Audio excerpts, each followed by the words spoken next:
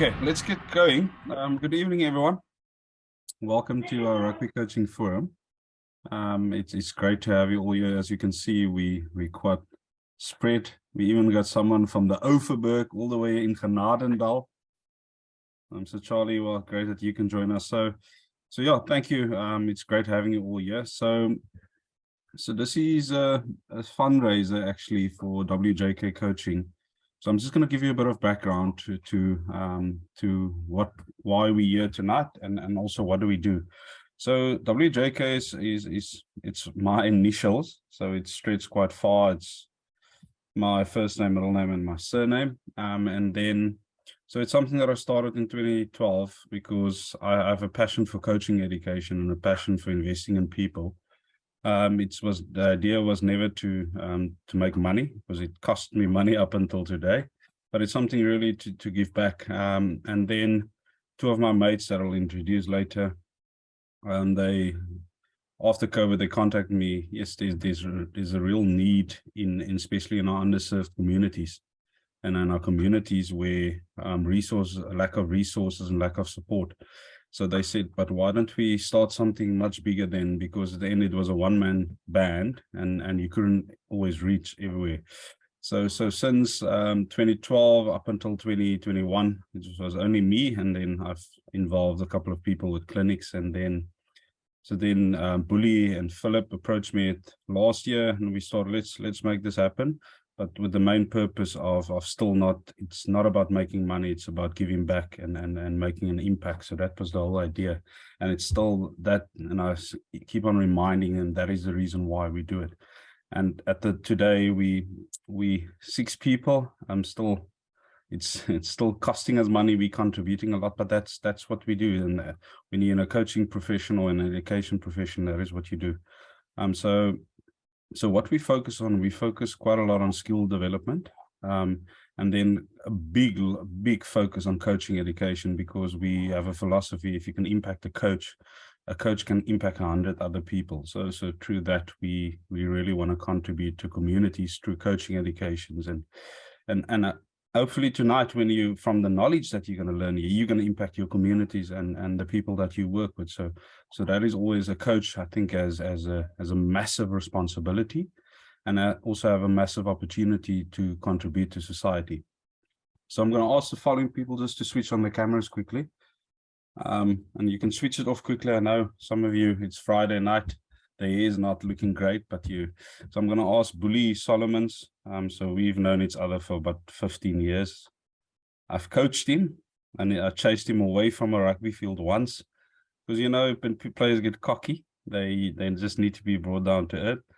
So Bully is in charge of our coaching clinics.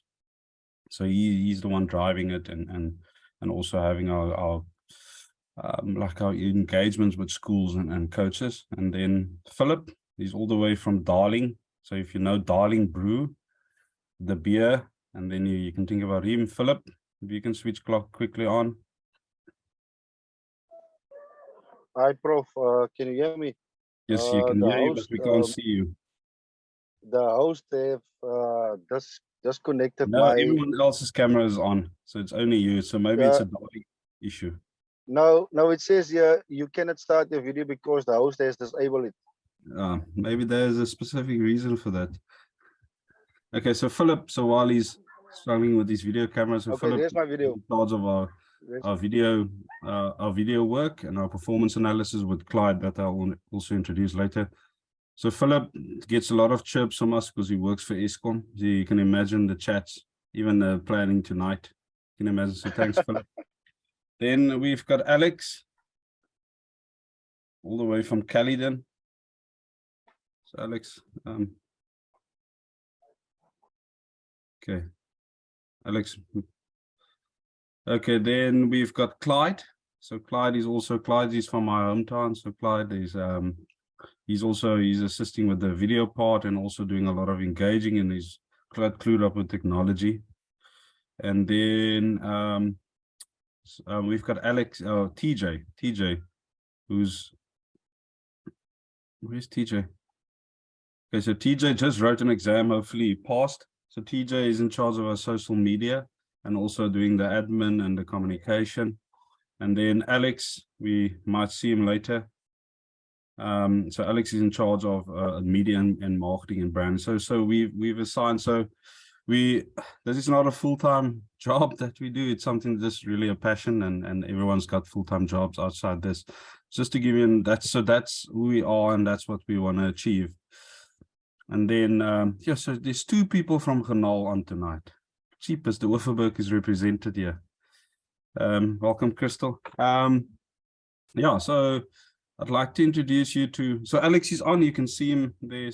So Alex, just wave for the people. That's non-alcoholic, I hope. Okay, yeah, so tonight the speakers, and there's specific reasons. So I'm going to start with Jonathan McQueen. So I know Jonathan for a very long time. I think Jonathan is since 2001. Yeah, it's 21 years that we know each other, and I made a lot of money out of him when he was playing for the Leopards. So I was the performance analyst, and there was a rule: if you concede a silly penalty, as we used to call it that side, you needed to pay in 500 Rand. So I made about not in my own pocket, but I made 1,000 Rand weekly with Jonathan. So yeah, good mate of mine. I've got a lot of respect for him, especially where he comes from and what he have achieved till today. So you'll see him on Super Sport, on Talks and Chops. Now next year it will only be Chops, so without the talks. So he's also analyst for Super Sport. Then won the Varsity Cup, the only Varsity Cup for the Picker to date. And then Jonathan recently came back into the Varsity Cup. Still a coach that I have high regards for, and hopefully one of these days you'll get a call up for higher honors. Then I'm going to introduce Warren now. So Warren hails from the United States of Kraaifontein. So, but he's traveled all over the world. So we haven't met in person. So we've been in contact online since 2019, and we were actually supposed to meet last week, meet up, but it never happened because he visited South Africa briefly. But yeah, a good mate of mine, sharing a lot of ideas, thinking completely different about sport, thinking differently about coaching in general. So he owns a company called Creative Rugby, where he really stimulates people and allows them to think differently, or gives them opportunity to think differently. So Warren, welcome. It's great having you here. And he's also traveled around the world with coaching, and he's making an impact everywhere he goes. So he's coached from 15s to 7s. He's currently a consultant for the Brazilian 7s rugby team. And he's got a lot of mileage on that legs of him. So yeah, so Warren, thanks. And Coach Jono will present simply because the reason why I asked for this specific topic is that he took over UJ, and they were not really in a good state. And I think he's changed UJ, and they were in with a shot this year for Varsity Cup. They were unlucky for a couple of games. Even a match outcome changed after the match in a bus back from Bloemfontein to Joburg. So I've got, I think next year will be a great year for you, and you've always been fearless, and you can see that in your players. So he's going to present on how to create that performance culture and how do you create standards. And then Warren will come back later. So lessons learned from the lockdown period, or specifically COVID, and how can we be creative in our modern day coaching. So that's what Warren is going to come on later. Yeah, so welcome to everyone. So we quite widely spread. So Cape Town, America, Knysna, Genadendal, Caledon, UK. So yeah, and then Tilbach as well. Okay, so yeah, so welcome, and thanks for being here, and thanks for the support. And Jonah, over to you. Thank you, Prof. I must say, you actually say a lot more about me than I actually think about myself. But again, it's just it's always a privilege and an honor when when people ask you to come out and chat about stuff. It's when Prof spoke to me about cultures and how to create a culture, it's something that's quite close to my heart, and it's something that I'm really passionate about, because whether it is in corporate, whether it's in sports field, there's a lot of similarities. And if you can get that right, you will almost, in most cases, have that success that you would want, want to have in whatever, whether it's in corporate or in sport. And again, for me, I'm still learning. I'm still deciphering this culture thing, because it's always ever changing. Just some background on myself. I obviously, before I kind of took over UJ, I was part of the Northwest University, which also is very much Afrikaans. So their culture and their setup is totally different to a university like the University of Johannesburg, which is UJ. And, I really had to think outside the box, just ensuring that I get involved and create the environment for each and every single player that I work with, because I was used to coaching, in an Afrikaans environment where players, everyone comes from Afrikaans background, and it was very easy to get them to move into a direction. Yet when I got to UJ, the challenges was different. For example, you would have a Zulu, a Xhosa kid from Johannesburg, a Xhosa kid from Eastern Cape, a Xhosa kid from Limpopo side, and all of them would have different ways of operating. For example, this is not what I've learned. A Xhosa kid from Eastern Cape, he's, for example, not allowed to sit with certain players, because he's obviously gone to the bush and his traditions, came out first, or he went into his manhood earlier than the other ones. So these were all, challenges that I had to learn and really create opportunities for each other to actually really understand each other. But I think up until today, I'm still learning. Like Prof has said, I last week signed for 3 years with the University of Johannesburg.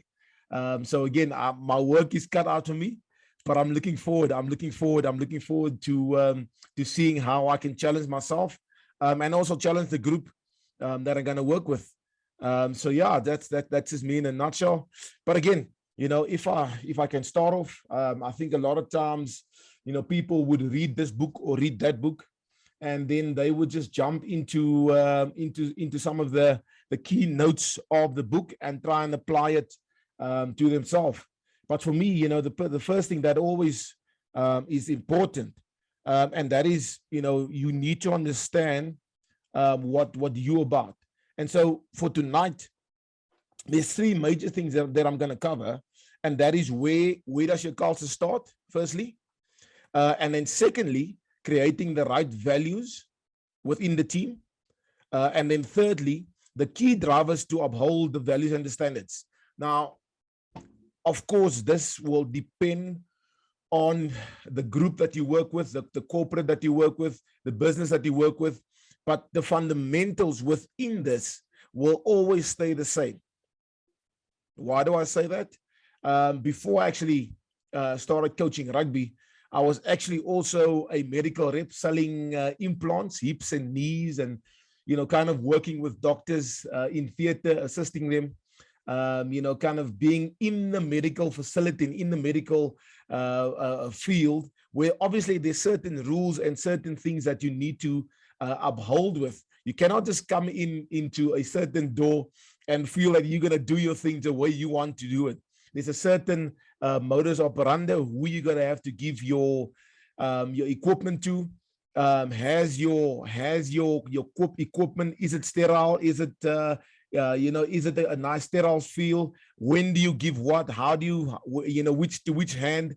So again, even just through that, I had to learn that, again, there's a certain culture in the theater that you have to adhere to ensure that the doctor, who's the captain or the driver of the ship, actually has or operates in the best manner,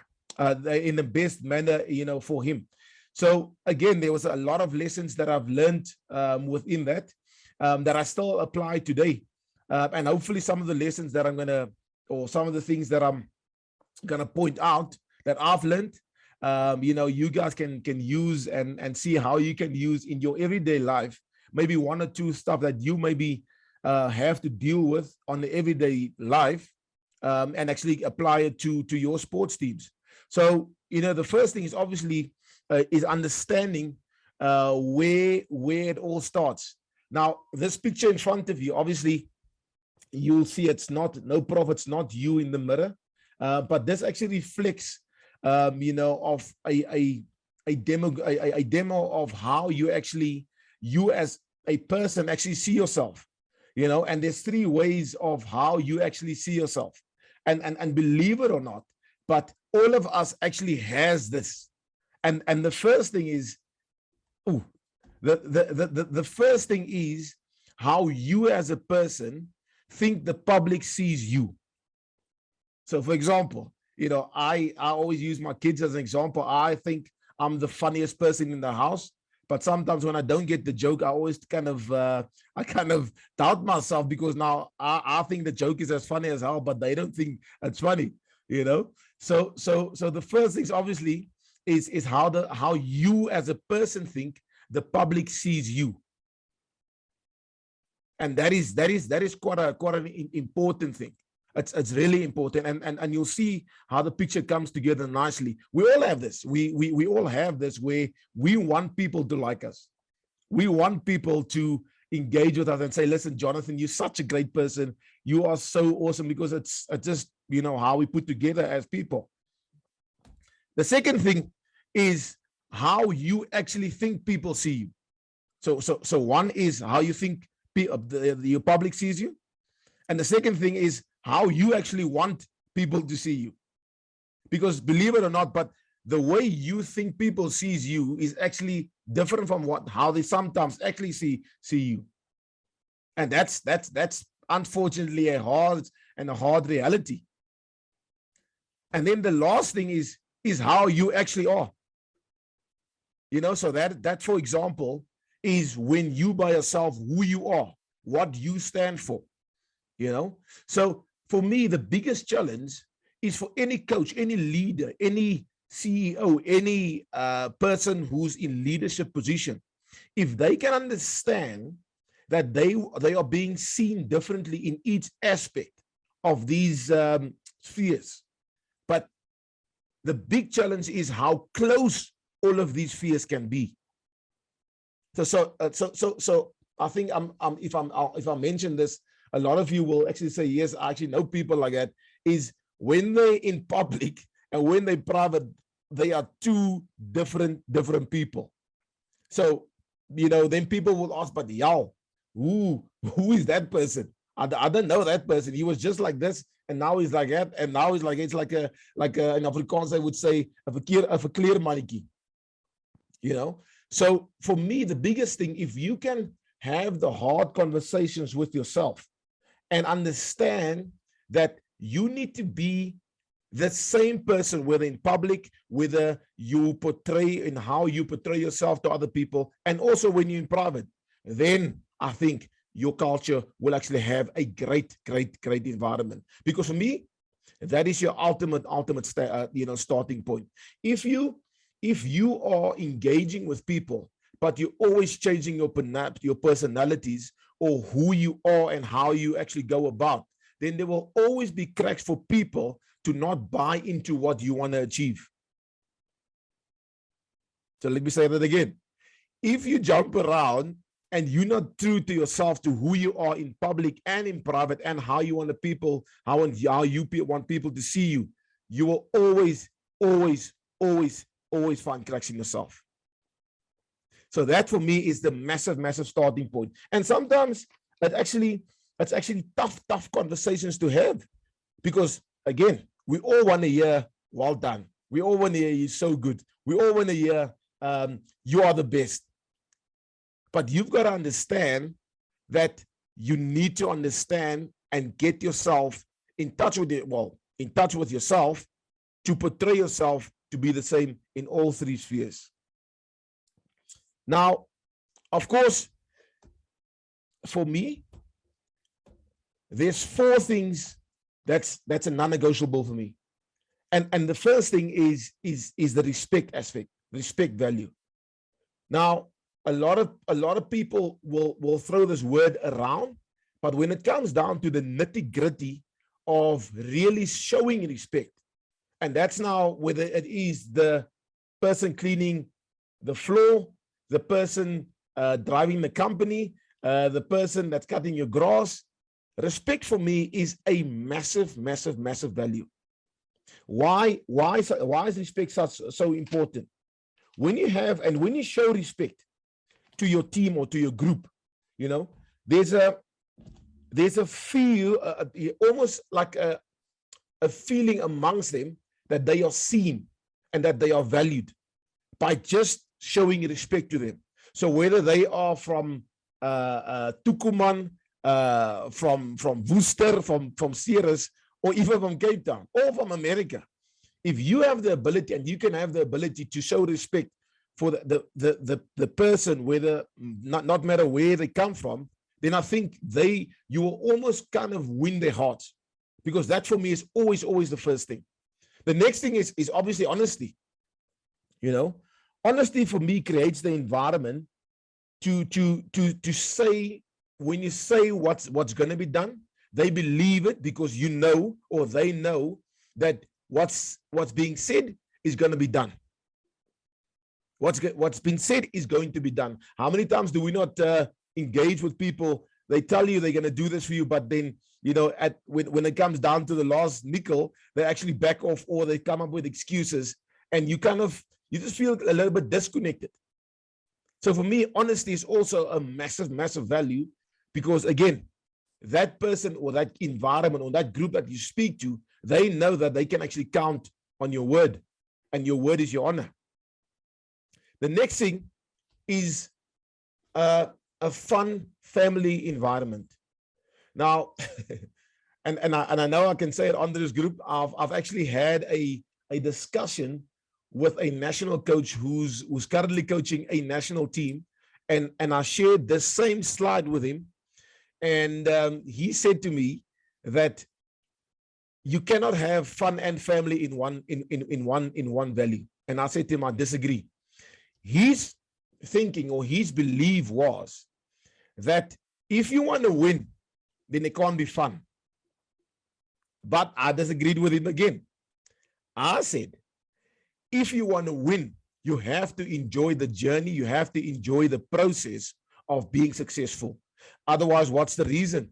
What's the reason for you then being there?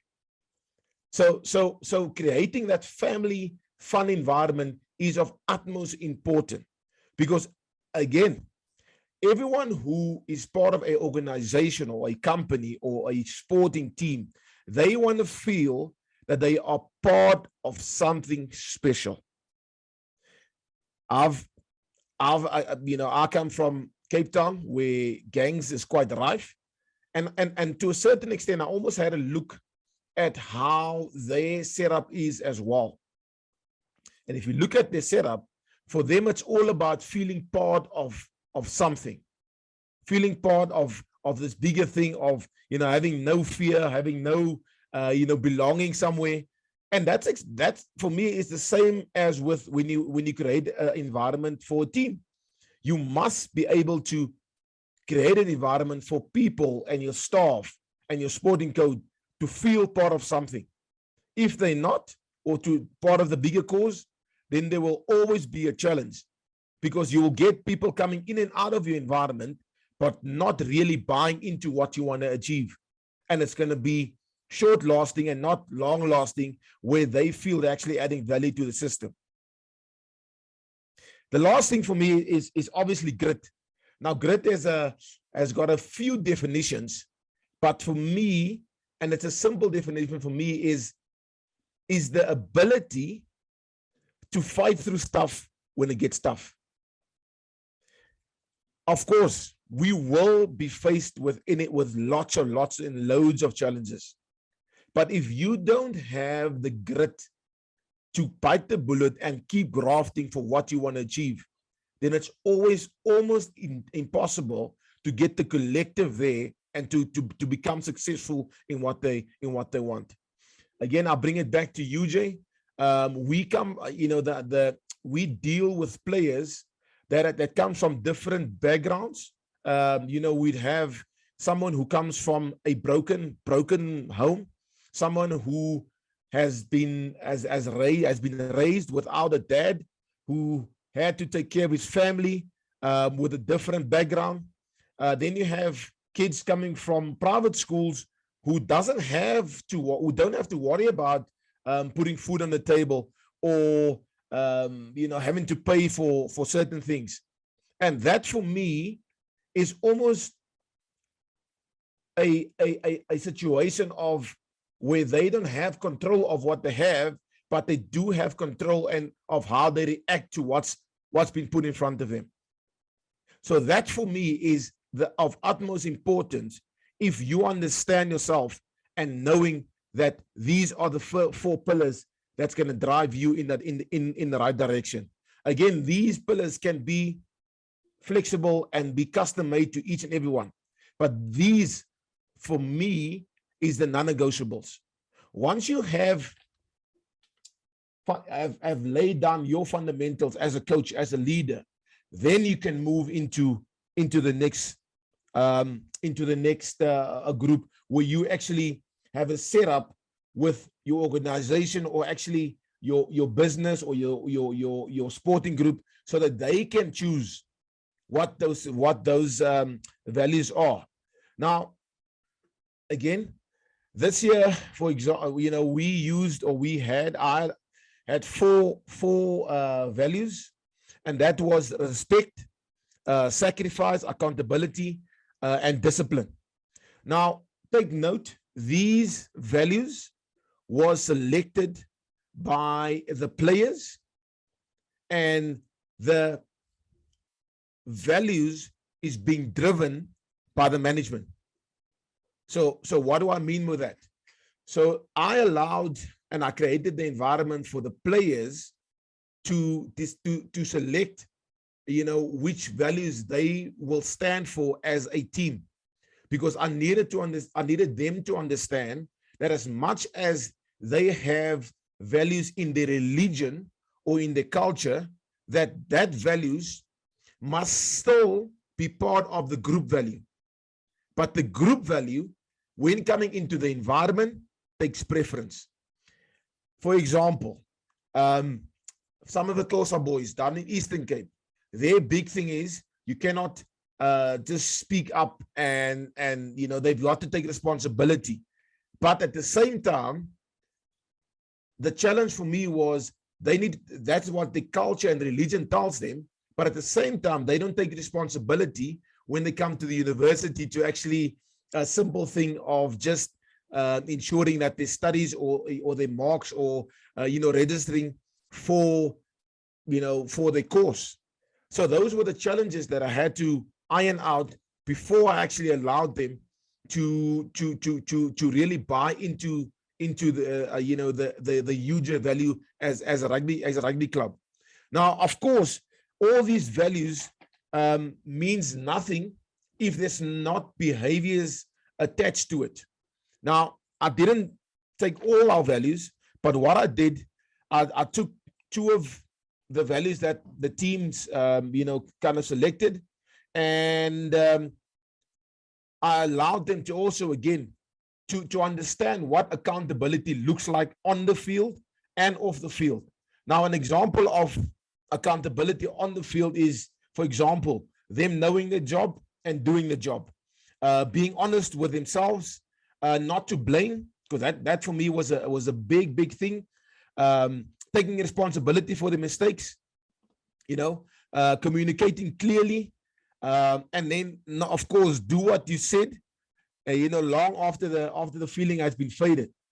Example of off-field was meeting the academic demands in the gym, doing all reps, being honest about the injuries, and the actions was a big thing. Again, the big challenge that I've actually picked up at the University of Joburg as well was there was a culture of saying but not willing to do. So yes, coach, we're gonna do and play hard, and we're gonna study hard and do all our details. But if it comes to the end of the season, or in the middle of the season where you have to start checking the marks, then it's a way different story.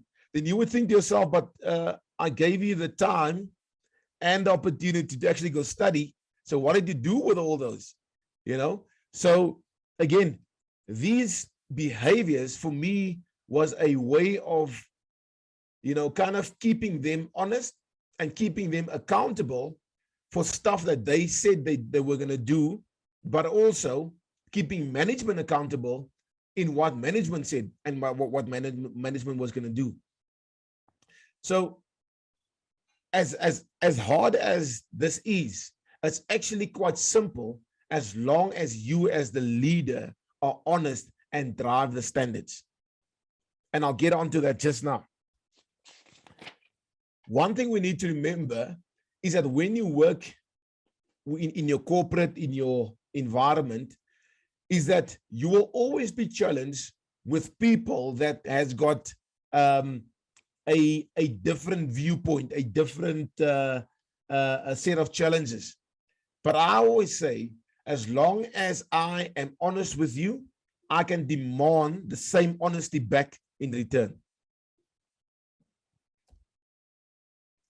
Some of the key drivers in upholding the culture for me, and it's something that I'm still learning and I'm still growing on with, and I'm hoping that I will eventually one day be able to have everything together. But for now, I'm still learning. And the first thing for me is you having to be authentic. This for me has actually been popping up in my head and in my heart the last 4 or 5 months in my coaching area, because I see it daily that people are trying to be someone else, and through that they actually miss connecting with the people that's in front of them. Me, for example, one thing I like using is with students and with my rugby team, when I try and demonstrate an example or something, is using them as when they speak to a girl in the club, when they have a girlfriend. I use those kind of examples that they can actually relate to, because if I speak to them about having a wife, they already see no. They're already seeing that they need to lock off, and because they're not thinking about marriage yet. But I've broken it down. They're thinking about girlfriends. So now I get them to think a little bit differently. So these are all opportunities where I felt I can be authentic with them and be myself and explain to them, and also share some of the mistakes I made, in my playing career. And these are all opportunities of being authentic. The next thing is being vulnerable. I think a lot of times as a leader or as a manager, you feel that you must always keep things together. You must always be this guy that always looks nice and always looks neat and always look the part of actually, just having everything together. But for me, I think vulnerability in front and amongst your group is actually one of the most powerful thing ever, because they see that you are willing to actually let your window down and your curtain down to engage with them. They feel that they can also be vulnerable because you as the leader has actually created that opportunity for them to be vulnerable. So vulnerability is a massive thing. The next thing is finding time to connect with each player. Finding time to connect with each worker, with each person in your organization. And it doesn't have to be a massive thing where you kind of take this person out for lunch or a coffee or a whatever. Just, on the field, in the office, walking past the person and stopping and really engaging with that person and asking a simple question as, how are you today? But really being present in the way you ask the question, because people can see whether you're really being genuine and whether you're really being fake. For me, this is probably possibly one of the biggest things to have as a manager, to have as a leader, to really find ways to connect with your team or your organization. Another thing, find time to connect with the rest of your staff. Not just staff around you, but also managing up, the people that you need to connect to. Connection for me with people and with your organization is of utmost importance. When you have the connection and the authenticness to connect with people, you will be so powerful, so powerful in driving your culture. Give credit where credit is due. I'm sure everyone on this call know of that one person that when things go well, they in front. When things go bad, they way at the back. So as a leader, I also feel that when things go well, don't be shy to give credit. Don't be shy to compliment someone else for doing something well. Because ultimately, the head of the organization still gets the credit if the organization or the team does well. And too many people actually is scared to give credit and give someone else the opportunity to shine. That for me is also a sign of your strength, of your potential, knowing what you can do when you give credit to someone else. Then one of the last things is keeping your standards high. Yes, we have to be vulnerable. Yes, we have to connect with them. Yes, we have to connect with each player. Yes, we have to give credit. But if you're not consistent in your standards and the way you drive your standards and your expectation, or you a little bit, one day you're up there, next day you're up there, then your group and your organization will always feel that there's a shortcut, there's an easy way out when they hit that wall or when things go tough. So for me, as much as you got to love them, you must keep your standards high.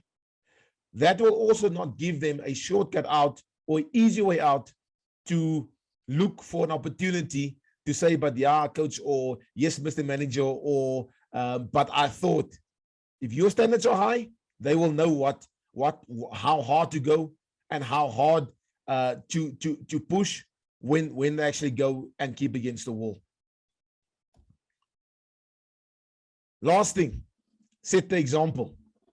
Set the example. You've got to be the guy that when they say 5 o'clock is meeting, you've got to be the guy that at 4:45 or 20 to 5 that you've got to set up everything already. You cannot get to the meeting, for example, and now you want to set up your laptop or your presentation. We've got a rule, or well, not a rule, a kind of, let's call it a rule in the system that 15 minutes before we start anything, you've got to be there. You're not late, but you're giving yourself the opportunity to connect with someone else. And at the beginning, right in the beginning, a lot of the players felt that they had a lot of dead time when they got to the gym or when they got to a session early. They felt they were bored. But if I look at them now, I can really see how they are really engaging with each other. And even if it's just having a bit of fun or tapping one on the shoulder or chirping or having a bit of a laugh, that for me is an opportunity of them really connecting. But again, you setting the example and living those standards is of utmost importance. If they see you setting the bar high and outworking them or putting in the effort and putting in the hard yards, I promise you, it is real easy for them to follow. Really easy for them to follow. So in closing, I'm not sure if how many of you guys know Steve Compella. Now, Steve Compella is or was Chiefs coach, Kaizer Chiefs coach, was Bafana coach, currently Sundowns coach. And I had the privilege of connecting and spending some time with him. And again, why I did that was to equip myself to understand people better. For me, he's probably one of the the deepest and most philosophers in the world of sport and world of soccer. And so I asked him a simple question, and I asked him, how does he get people to keep believing in his drive, to keep believing in the way he wants him to operate? And it's simple. He said to me that you have to love them to lead them. And I thought that's what for me was so powerful, because if you engage and you show love towards your colleague, your sports person, your team, then they will see that you are actually genuine. They will see that you actually care for them. And this is something that I almost at every single team where I'm at, I try and show, I try and engage with them. Because when I criticize or when I come out from a point of, being on their case, then they know and understand it comes from a point of love rather than me just being hard on them and having to break them down. I've worked with coaches where technically possibly one of, the best in the world, but they didn't have the ability to engage and be a human being and treat me as a human being. And so this for me, when he said this to me, I thought this is so good. Because again, if you love them to lead them, they will definitely follow you. Prof, that's me in a nutshell. I'm hoping I could share some nuggets of wisdom. Yeah, that's me. Yeah, Thank thanks, you. thanks. And you had a co-presenter on the side, or a cheerleader on the side in the chat. Crystal, thanks for that wisdom there on the side as well. Some great input there. So Jonna, I'm going to kick it off. So we've got a couple of thanks for your insight, and thanks. So what was your first day like with UJ when you step into that team room and you wanted to drive this culture? What did you do? More that practical things, because we often hear the framework, but more the nitty-gritty stuff. That so values doesn't happen overnight. Those like things that the TV doesn't see, those kind of things. Yeah. Look, obviously, when I took over from UJ, they were in a very, very, very low place.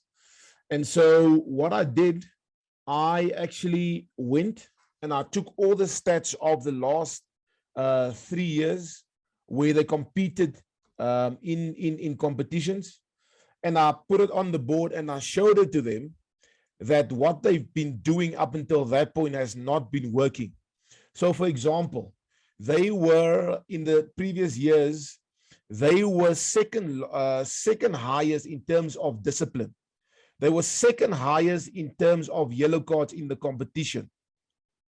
Their fine system, in terms of the monetary value, was so high, and I believe there's a direct correlation between your fines and your discipline on field and off field. I believe that with my whole heart, because if the discipline on field is great, you don't have to worry about stuff off the field.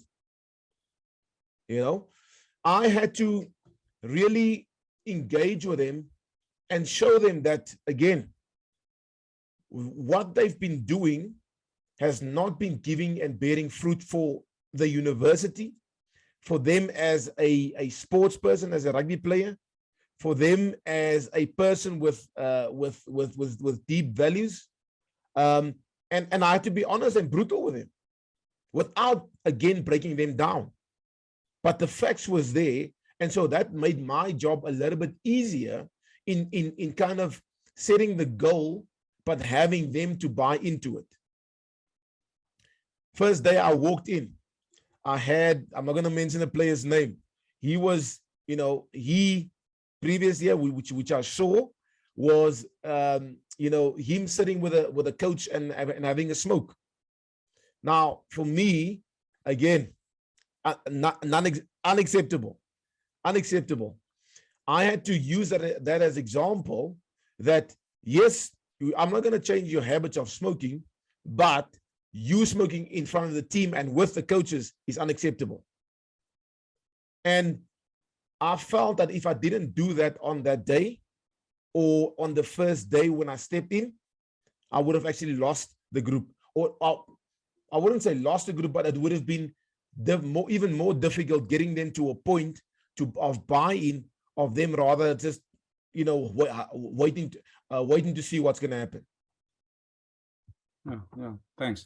And while listening to you, and I went down memory lane, a lot of the stuff that you presented also presents you as a rugby player, how you used to approach the game: ruthless, grit, respectful, hard, don't give an inch. So that really aligns with who you are. So that was also great to see.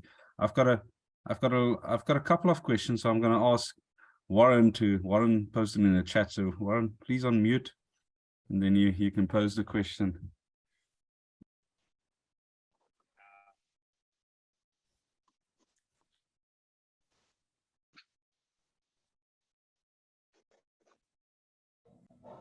Can you hear me all right? There we go. There we go. Great work, Jonah. Love that. Just a quick question. Love that quote with the football coach there around sort of lead them with love, or love them more to be able to lead them. Just a quick one then. So after that engagement, have you got sort of so that after that engagement with the coach, have you got some examples maybe where you had to role model love or demonstrate love? Or probably a better question is, how did it make you think differently about love? Yeah, great question. Great question. And I'll tell you what, so and again, I'm going to bring you back to when I spoke about culture and religion and the Xhosa boys, having to go to the bush, of actually getting their manhood, or showing or proving that they've now become a man. But a lot of times what happens is that they go to the bush, go through the whole ritual, but then they actually come back and they have to be fathers at the age of 18, 20, and that for me was an example of how they actually are going through the traditions rather than growing up and becoming a man. So they've actually become men, or a man, within a week of where previously they were still just running around, chasing the rugby goal or chasing the girl. After that time in the bush, they are now seen as a man. And so what I've also seen and learned is that a lot of times these boys actually don't have fathers. They don't have someone that they can actually sit with and engage with about life.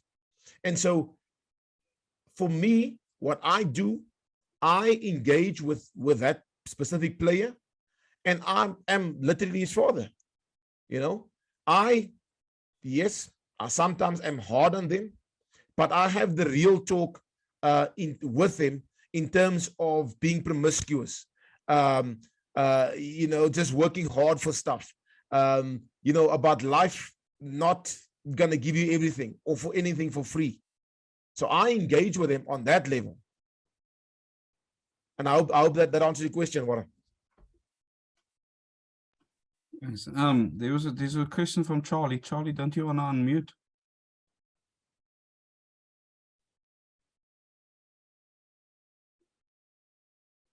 Okay, so I'm going to read the question. I'm going to add. Yeah.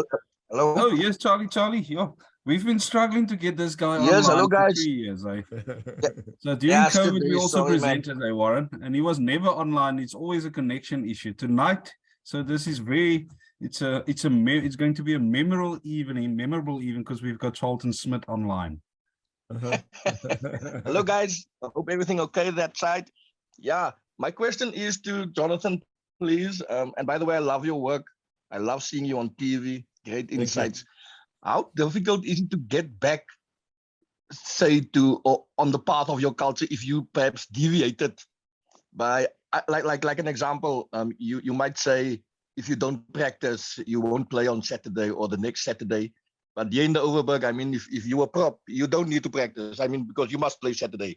You see that kind of thing. So how difficult is it to pull back the reins again after another, or the players saw, oh, okay, no, but he said you'll do that. And I think here it comes to honesty, as you also spoke about in one of your first slides is, if you understand what the question is about. Yes, yeah. Jonathan, can I just add, Jonathan, before you answer, I'd like to add to that, because that's also a similar question, is maybe linked to that is your define system. Did you, and you can maybe, did you keep it? Did you shift it? And that's linked on to what Charlton asked. Okay, so just to answer Charlton's question, it is hell of a difficult. If the first time that you bend your values or your standards as a coach, it is hell of a difficult to get it back to where it was. But if, remember what I said in terms of the key drivers, if you are vulnerable and honest enough and open enough to share with your group that, listen, this is where you've defaulted and this is where you need to rectify it, I almost feel that they will respect that more than you just saying, let's forget about it and let's move on.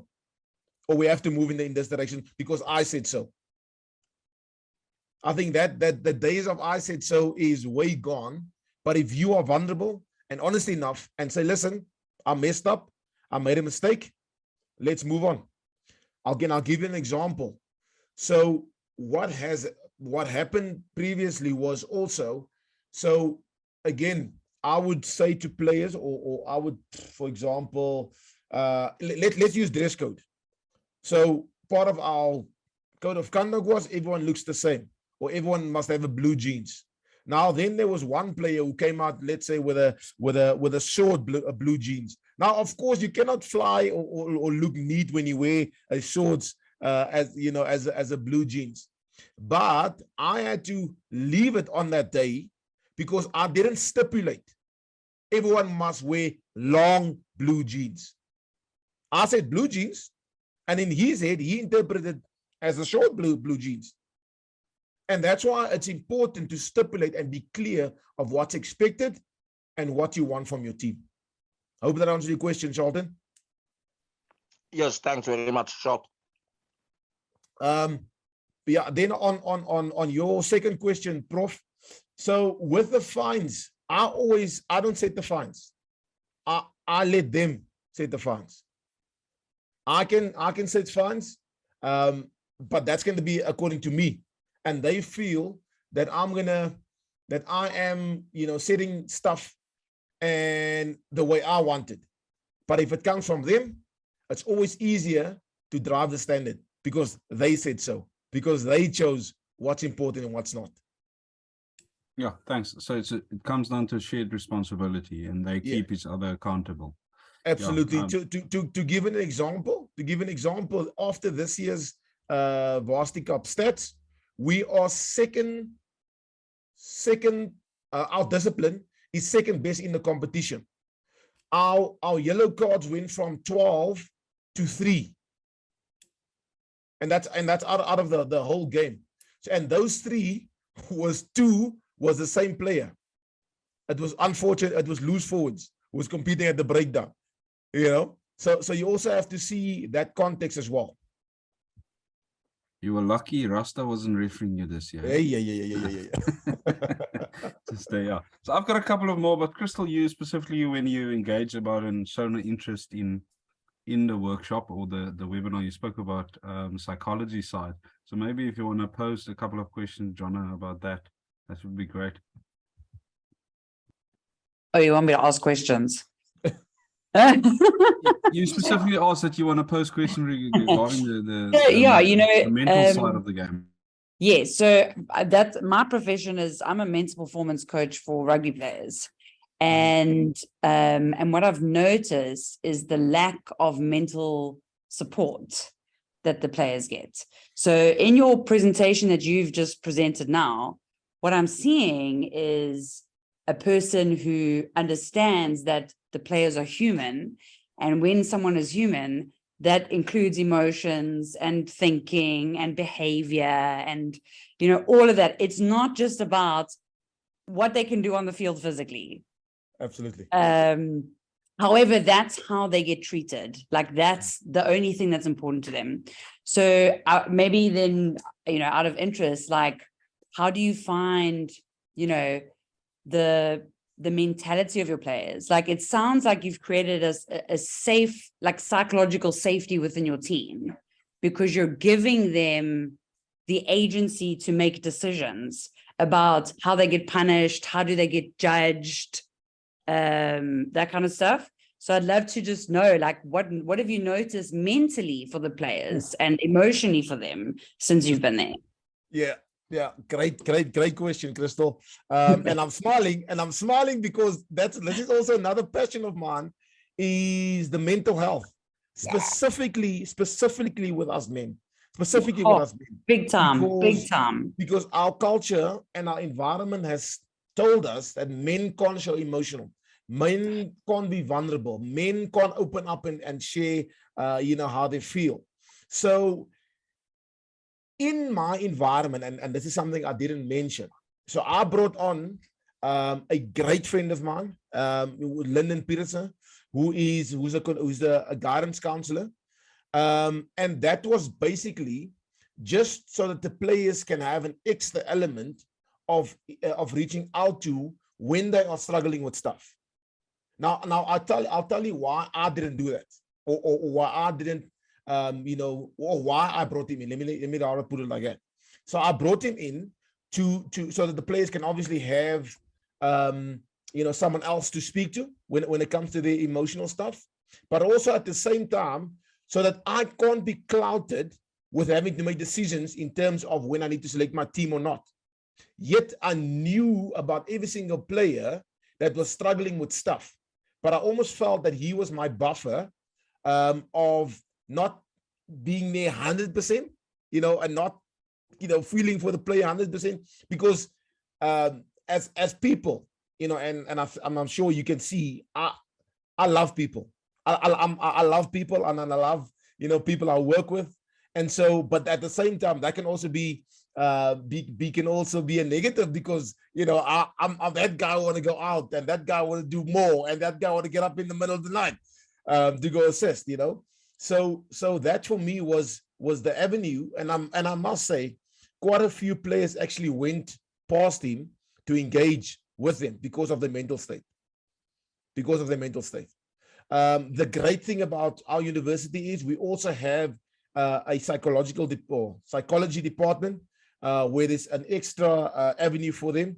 But I feel that the players are almost more open to speak to someone that they see every day, rather than someone who's just going to do and tick the boxes.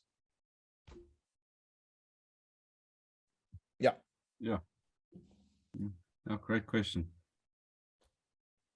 So John, I want to touch on you can, that's typical in a male dominant and a male sport environment where men are not allowed to show weakness, and you're not allowed to, and you touch about on vulnerability. So how did you get to a stage where you could inform them it's fine to be vulnerable, it's fine not to be in control? It's and sometimes that's very difficult for men. Yeah. And also it's more difficult being a dad as well, that yes, I've made a mistake, I need help, I need support. And yeah, you're working with young men, they're strong and they feel they can conquer the world, but deep down there's a lot of hurt. So how did you create that? For me, because also allow them, it's fine to be vulnerable, but also to create that safe space where it's fine to be vulnerable, because that goes hand in hand, because you can't have, okay, it's fine to be vulnerable, but then you're being judged if you're vulnerable, so there's no sense of belonging. So that is quite important. So the first example, and again, I can share examples with you. The first example was when our captain, Johannes ter Blanche, his dad passed away. And how that happened was, we were actually on our way to I can't remember which game it was. And he obviously got the news of his dad passing away. And all I did, I went to him in front of everyone, put my arms around him, and I hugged him. And I cried with him. And I cried with him. Now, in that moment, I wasn't thinking. I wasn't going out and said, this is my moment, I want to be vulnerable. That's not what I did. But as someone who also has lost his dad, I could engage with him and really be real with him without creating the opportunity. The opportunity was there, but it was me just really being me. Because again, you cannot create in being vulnerable opportunities just for the fact of being vulnerable. That doesn't work for me. It doesn't work. And the players really pick it up. The players really picked it up. Simple example, even yesterday morning, I shared with the players that unfortunately I'm going to have to go to a funeral tomorrow of a 21-year-old girl who died and passed away in a car accident. And I engaged with him on the matter of not knowing what's going to happen tomorrow, not knowing what if you are guaranteed to see Monday and reach all your goals that you are set out for yourself.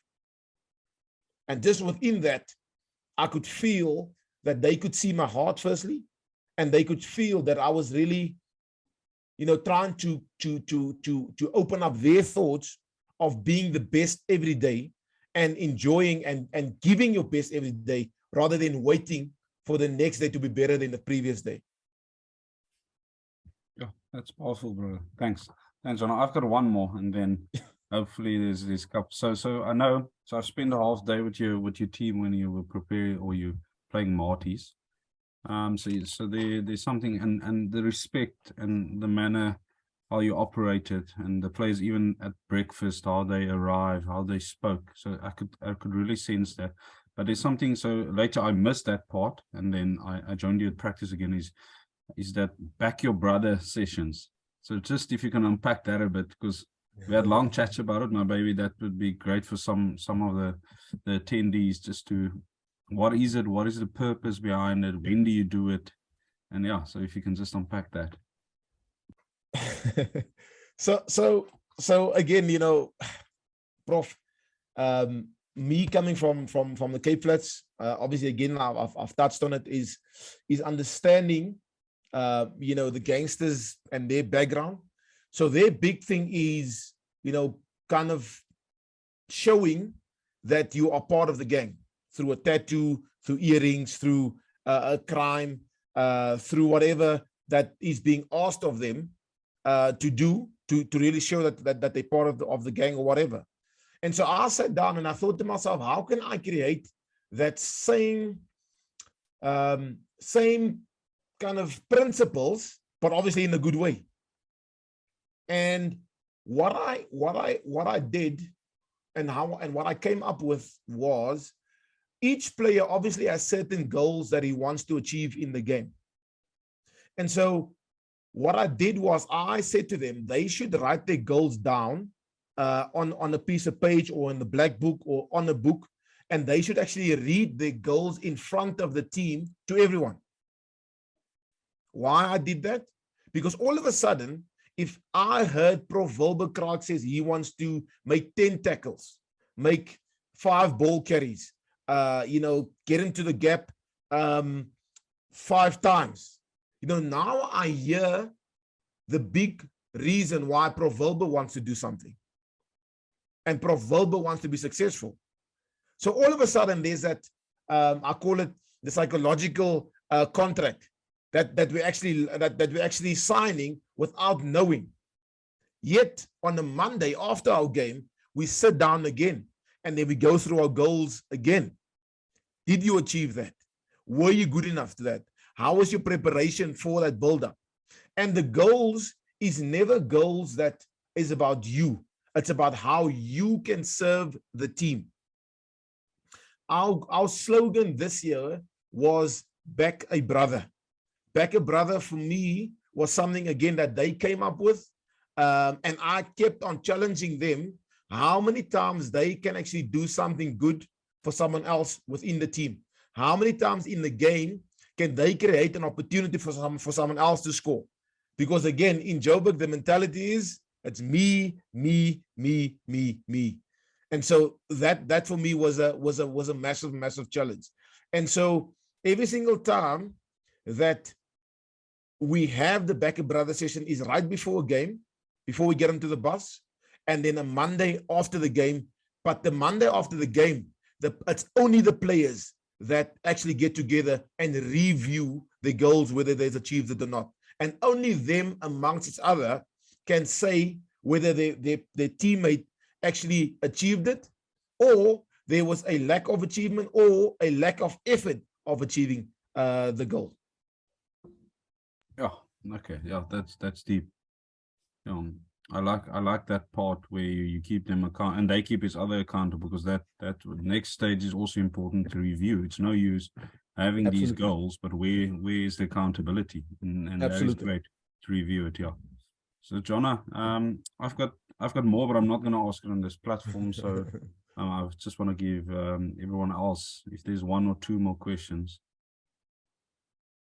And you really show love, Ada, because you even love David Manuel, and that he needs a lot of love in PE. So yeah, well done, Jonna. Any other questions? I just want to add there, Wilbur, that Jonathan actually said he loved me for the first time. He was vulnerable with me. I knew that was coming. And you're never going to hear the end of that. Love you, Jonna. Love you too, Davey. Okay, everyone. It's nearly 22. Jonna, thanks for the great insight, and I can really stand tall and say thanks for being my brother and a friend, and I'm really proud of you, what you've achieved, and I'm excited to see what UJ is going to do the next 3 years, because there's been a lot of growth, not just for UJ but for you as well. So so that's great to see, and it's great to see that you enjoy coaching again. Thank you. Thanks, both. Yeah, and yeah. So yeah, so thanks for that.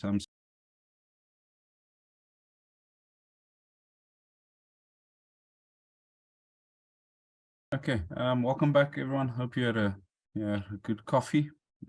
David, I hope you had something stronger. The wind is pumping in the Eastern Cape. So welcome, so just welcome back to the second part. When I spoke about Warren earlier, I said his topic is going to be, so he works in an environment where you really stimulate coaches and stimulates players, and his ultimate thing is to create a learning environment so where players can grow. And hopefully you'll touch on it tonight. He also always speaks about know your coffee, know who you work with. So that's something that I've with our engagement taken from him. So Warren is based in the UK, him and his family, but he's actually from the United States of Kraaifontein, as I said earlier. So I actually coach his brother, which is online now as well, and that's how the connection started. So we haven't met, but we've been friends for 3 years, and we chatted ups and downs and a lot of things going on with the whales. So Jonna, we had good coffee, but to hear it again will be great coffee with Warren, with just that experience. So Warren is also specialized in sevens quite a lot, but also works in 15s. So he's consultant for Brazil for the sevens team, and then he's also started his own company, Rugby Creative, so you can follow him on Instagram, where it's really cool drills, cool clips, and little nuggets of information. So I asked Warren to present on lessons learned from the lockdown, and how can we can implement it in our modern coaching, but also how can we be more creative in coaching, because in a South African context we do the same things over and over, and we get the same results, and then we surprised. So Warren, thanks for joining. I know you're also on nanny duty, so multitasking tonight. So it's great, and it's great having you here, and as always. No, thank you for having me. Thanks for that intro. Not sure I'm going to follow Jonah, but I'll try my best there. Yeah, so lessons learned from lockdown, which was an interesting time for all of us, but I think it was also a really good opportunity. So what I always do is I just sort of share some of my principles, obviously share some of my lessons. I think the key thing, or probably the most important thing, is take what you need to take, throw away what you need to throw away. But if you can take one thing, add it, and add your flavor onto it, that's absolutely brilliant. So I'm going to roll through this. Please stop me whenever you need to stop me. And then, yeah, just obviously, I loved how you kept the chat box going. So if there's anything popping up, we can try and answer them as we go. So yeah, let's start. So obviously, we were all sort of faced with this lockdown situation probably 3 years ago. We're probably still living through some of that, and some of us had really difficult times through this whole process, the whole world. So I think the most important thing for me was adversity always brings opportunity. So we had an option. We could have looked at it obviously in a real negative way, or we looked at it from a coaching perspective, in particular from a coaching perspective, as an opportunity to learn, grow, reflect, think about things a little bit differently. And it gave me, so that this whole COVID process gave me that little bit of opportunity to go really delve deep internally. As some of this stuff Jonah has touched on already, but delve deep into my sort of into the why we do what we do. So no, it was a real great opportunity for me. So that's how I tackled this whole COVID process. And probably the most important thing throughout COVID gave me an opportunity with my family. As you can imagine, being involved in the seven space, it gave me time back, and we all know you can never get time back. So it gave a real good opportunity to regain some time and reconnect with my close family. Obviously, it put a whole big disconnect between myself and my immediate family back in South Africa, obviously. So opportunity. So let's use this process as looking at the opportunities we gain from COVID versus all the other stuff that COVID forced onto ourselves. So I'm going to show you a quick little video. So I had to go back to the basics, and I found this video years ago. And again, what COVID gave me the opportunity to go back to the basics and really start looking at things a little bit differently. So I'm going to play, bear with me. This video is 7 minutes long, so bear with me. The key thing is, don't just watch the video, listen intently, take away from it what you need to take away from it. But there's some really cool lessons, and it's something that this video has been with me for a very long time now, and I always come back to this when I need a little bit of inspiration, when I need to be challenged, when I need to force myself out of the comfort zone. I come back to this little video. So hopefully the sound is good, and I'm just going to roll through it. Hey, it's me, Destin. Welcome back to Smarter Every Day. You've heard people say it's just like riding a bike, meaning it's really easy and you can't forget how to do it, right? But I did something that damaged my mind. It happened on the streets of Amsterdam, and I got really scared, honestly. I can't ride a bike like you can anymore. Before I show you the video of what happened, I need to tell you the backstory. Like many 6-year-olds with a MacGyver mullet, I learned how to ride a bike when I was really young. I had learned a life skill, and I was really proud of it. Everything changed, though, when my friend Barney called me 25 years later. Where I work, the welders are geniuses, and they like to play jokes on the engineers. He had a challenge for me. He had built a special bicycle, and he wanted me to try to ride it. It only changed one thing. When you turn the handlebar to the left, the wheel goes to the right. When you turn it to the right, the wheel goes to the left. I thought this would be easy, so I hopped on the bike ready to demonstrate how quickly I could conquer this. And here he is, ladies and gentlemen, Mr. Destin Sandlin. First attempt riding the bicycle. All right. So the faster I go, the better. Yeah. I couldn't do it. You can see that I'm laughing, but I'm actually really frustrated. In this moment, I had a really deep revelation. My thinking was in a rut. This bike revealed a very deep truth to me. I had the knowledge of how to operate the bike, but I did not have the understanding. Therefore, knowledge is not understanding. Look, I know what you're probably thinking. Destin's probably just an uncoordinated engineer and can't do it. But that's not the case at all. The algorithm that's associated with riding a bike in your brain is just that complicated. Think about it. Downwards force on the pedals, leaning your whole body, pulling and pushing the handlebars, gyroscopic precession in the wheels. Every single force is part of this algorithm. And if you change any one part, it affects the entire control system.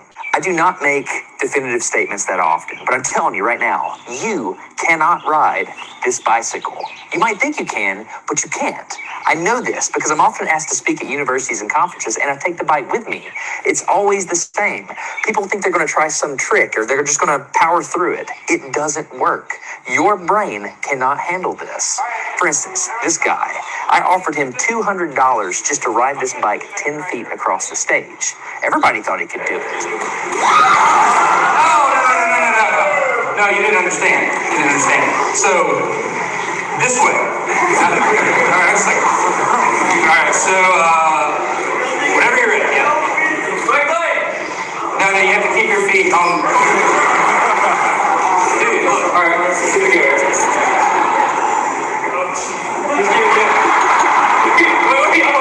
Like, you guys start rolling at least. And go.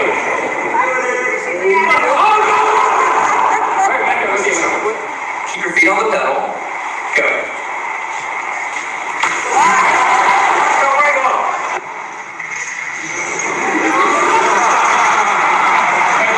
Keep your feet on the pedals. Yeah, come on. All right, one more time. Once you have a rigid way of thinking in your head, sometimes you cannot change that, even if you want to.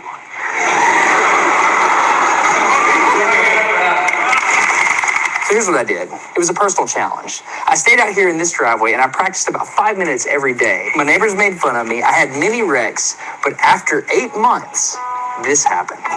One day I couldn't ride the bike and the next day I could. It was like I could feel some kind of pathway in my brain that was now unlocked.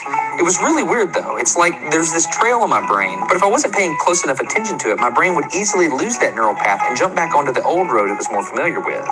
Any small distractions at all, like a cell phone ringing in my pocket, would instantly throw my brain back to the old control algorithm and I would wreck. But at least I could ride it. My son is the closest person to me genetically, and he's been riding a normal bike for 3 years. That's over half his life. I wanted to know how long it would take him to learn how to ride a backwards bike, so I told him if he learned how to ride a backwards bike, he could go with me to Australia and meet a real astronaut. Are you going to give up? Go ahead. This is how it starts. Look at this. This is such a big deal. Get up. You got it.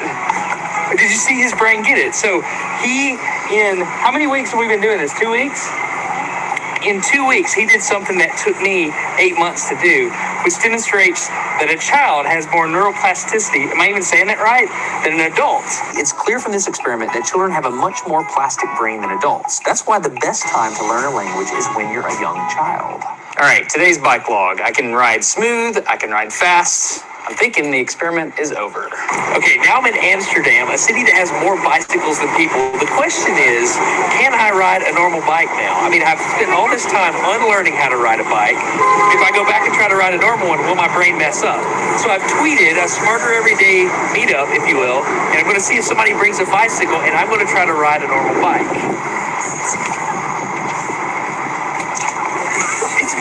It's backwards. This was one of the most frustrating moments of my life. I had ridden a normal bike since I was 6, but in this moment, I couldn't do it anymore. I had set out to prove that I could free my brain from a cognitive bias. But at this point, I'm pretty sure that all I've proved is that I can only redesignate that bias. So what you're not seeing is there's a group of people here looking at me, looking at the strange American that can't ride a bike because they think I'm dumb. But I'm actually 2 levels deep into this because I've learned and unlearned. All right. After 20 minutes of making a fool out of myself, suddenly my brain clicked back into the old algorithm. I can't explain it, but it happened in a very specific moment.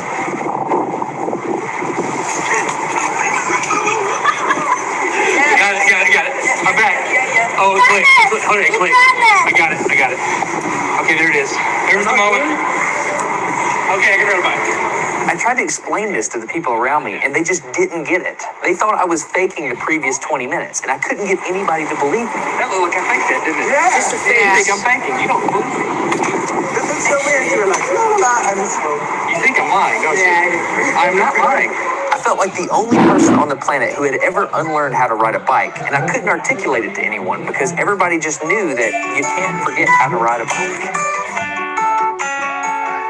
So 3 things from this experiment. I learned that welders are often smarter than engineers. I learned that knowledge does not equal understanding. And I learned that truth is truth, no matter what I think about it. So be very careful how you interpret things, because you're looking at the world with a bias, whether you think you are or not.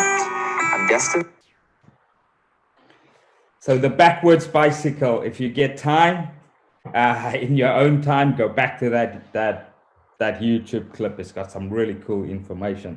But the most important thing, as that video challenged me a little bit at the time. So at the time I was coaching USA women, and we're probably the #1 team in the world. And we were sort of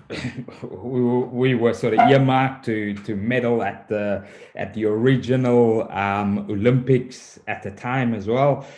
So you can imagine my cognitive bias, my rigid thinking at the time. I was in sort of deep flow at the time with that particular team, because what we were doing was obviously working. So, and then bam, COVID hit, everything stopped, Olympics got cancelled. We all pretty much lost our jobs with USA, bam, and everything is gone. What do I do now? And obviously going, like I said right in the beginning, going back to basics and watching that particular little YouTube clip, I'm going, wow, I'm gonna have to think a little bit differently about a few things to really challenge myself. As he highlighted there, we all have a cognitive bias, and we get ourselves in this level of rigid thinking where we believe there's only one way. And as Doc highlighted there earlier, referencing things in South Africa, there's more than one way. So it forced me to go. I had to start with the man in the mirror. And Jonah referenced a little bit of this earlier as well. So I had to look at myself. I had to look at, right, I think the most important thing for us as a group of coaches, we always focus on the tactical and the technical stuff. There's more to coaching than how we deliver a session on the grass. It starts with yourself, and it's a good correlation between the mirror, just different images here between Jonah and myself. But it had to start with me. I had to look at myself internally. I had to go back to, why do I coach? What is the why? I think especially when you coach international rugby, you get carried away by titles and coaching these amazing teams. I was obviously been lucky with. I went from England to coaching USA, a really successful Harlequins team. So I was on this role, and I properly forgot about the why. It's never a way, but the why just sort of took a backward step, because now you're winning titles, you're winning big important games, and it's the pressure that's on top of you. It's constantly about the W, it's about the win and progressing. And then obviously the Olympics sits there, and I remember one of my notes was one of my strap lines was everything is working towards a gold medal. So everything I did was working towards a gold medal. Back of my head, the why is slipping away.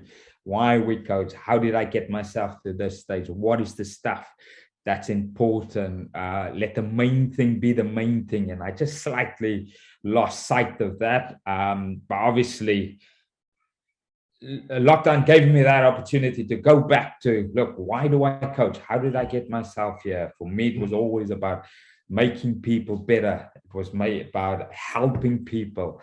It was about inspiring people. So I had to go back to those qualities, and really it was a tough process. It was a really vulnerable process, but it helped me today, where I can make better decisions around where I'm going, what I'm doing, and who I want to coach. If it doesn't fit in with those values, I say no, thank you, regardless of the team, the level, or whatever it might be, because it doesn't fit into who I am as a person. So I had to really delve deep into that why, and I'm still working through this why process, and I have to constantly remind myself about why I coach. And like I said to the guys earlier, being back out in South Africa last week and coaching our foundation boys was a really good reminder. Okay, this is where it started. It started in playing park rugby with loads of potholes. No one's moaning. The ball hasn't got the best grip. It is not one of my sponsors that I'm getting now for free. It is just, we're just playing. And I'm going, probably if I was back in England doing this session, I'd probably be moaning with the players because of the state of the field and the condition of the equipment, etc. And then you go, this is why I started this. This is why I wanted to coach. This is the stuff that at 1995 Rugby World Cup moment when Nelson gave that trophy over. This is the stuff that sort of pushed me to this position. So I had to reconnect with that. The other part was I had to follow the energy. I had to follow the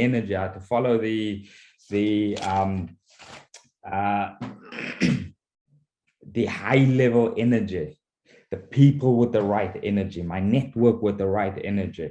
I had to follow that. I had to follow the things that's gonna set my soul on fire, the stuff that's gonna give me that spark. So I had to really going back to that why closely linked me to now I can have a better understanding of where that energy is. The energy leading me in the right direction? Is the energy leading me where I'm going to get a spark, where I can be authentically myself, where I can really bring my my unique differences to the party, and I have to align myself with QP, high quality people, the people that's going to provide you that level of energy. So the network is really important. So I to start talking, make sure that I talk with the right people that's gonna ignite and inspire my thinking as a coach. And then the last part was the unique difference. So I'm in an advantage position because I look different as a coach. Because there's not many Black international rugby coaches around. So I had to embrace the difference. I had to use that to my advantage. So I sound different when I coach here in the Northern Hemisphere. So it's another advantage. So instantly when you open your mouth, there's a different level of engagement because you sound different. So people always label me as creative, doing things differently, and I used to get a little bit frustrated with that during certain parts of my career. And I go, wow, I don't want to do stuff different. Because I wanted to conform, because it looked like the conformity gets you there closer. And then I sort of go, hold on, the creativity, if I can design stuff differently, if I can produce stuff differently, if I can come up with novel ideas, that's my advantage. I can do stuff that other people can't do. So that is the unique differences that I have, the way I put the puzzle together, the way I strip the puzzle down and then build it back up. It's only me that can do that. So for us, from a coaching perspective, whatever that unique difference is, we must embrace it, because that is the thing that's going to set you apart from other coaches. I had to go back to my upbringing. So we come from, a lot of us, our upbringing is actually a big advantage for us. So I'm looking back at how we used to play every single sport in a row, whether we played Wimbledon, we played test match cricket with just a plank, making our own bat and ball. I remember we used to put tape around that ball with a little bit of water in the tennis ball to just give it a little bit of swing. We used to come up with all those little different stuff. We used to play rugby games, the young guys against the old guys. So you have to solve problems. You got to work out how you're going to beat the old guys. And I'm going, hold on, I've got this bucket loads of experience it sits in my coaching toolbox. I must start using those stuff. So hence why I changed my name to Rugby Creative. So embrace that. So embrace the creativity, embrace the sort of the challenge, the idea of thinking differently, looking at the game and go, wow, I can build this little small-sided game or big game or whatever the scenario is. I can make the players look differently at this scenario and solve different problems to it. So in a nutshell, all I started doing is by reflecting in depth, having an in-depth reflection, I started to tell my story through the way I coach. And it's an ever-evolving story, and we're growing and we're getting better every single day, looking at different ways that's going to make me, number one, a better person, whether it's journaling, whether it's meditating, whether it's stuff that's not sitting within the coaching. You can go anywhere in the world, there's no coaching handbook that's going to say you got to do these things. They all talk about how you coach people from the feet up, but we got to start from the head down, and I think Crystal would probably agree with me here. But it must come from the head down and have a deep internal look at yourself. And to this point, I'm still working incredibly hard on how can I be a little bit more, probably more emotionally in tune with how I behave, how I react to certain situations, etc. And how I can been a little bit more aware of my surroundings, of where I am in that particular moment in time.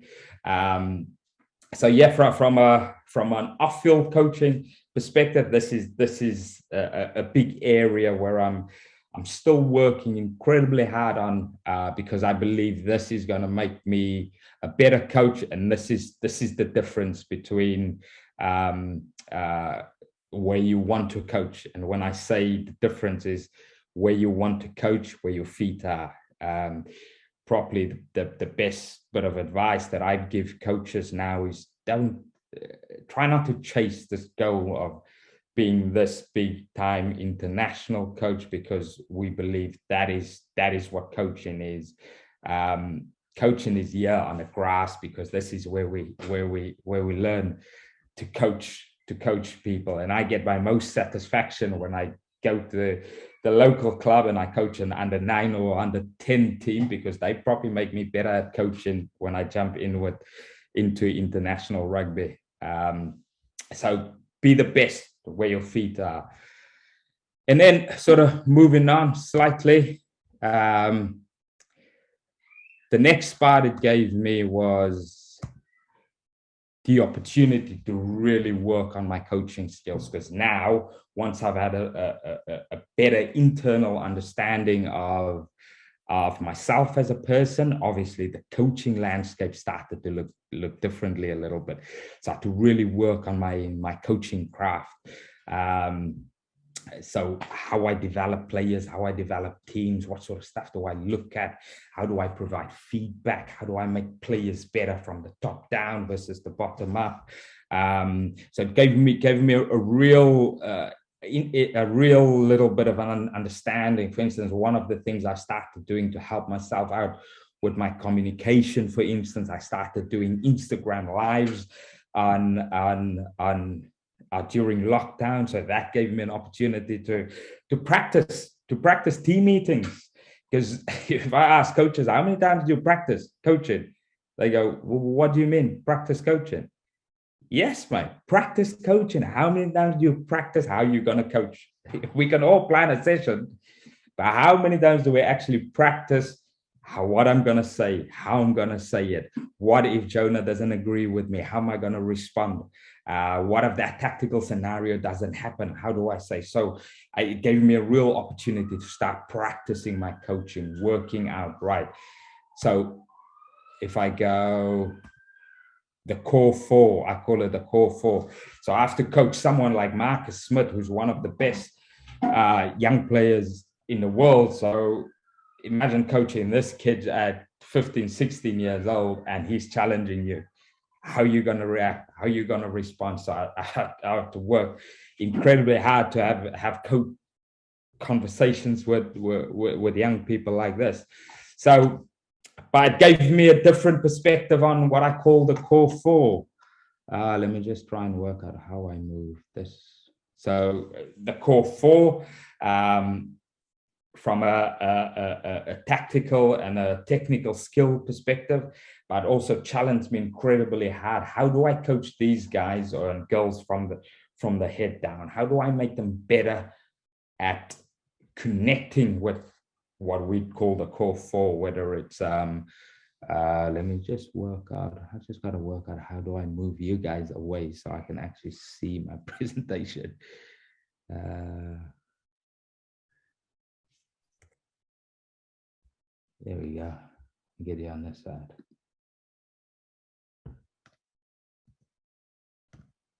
There we go.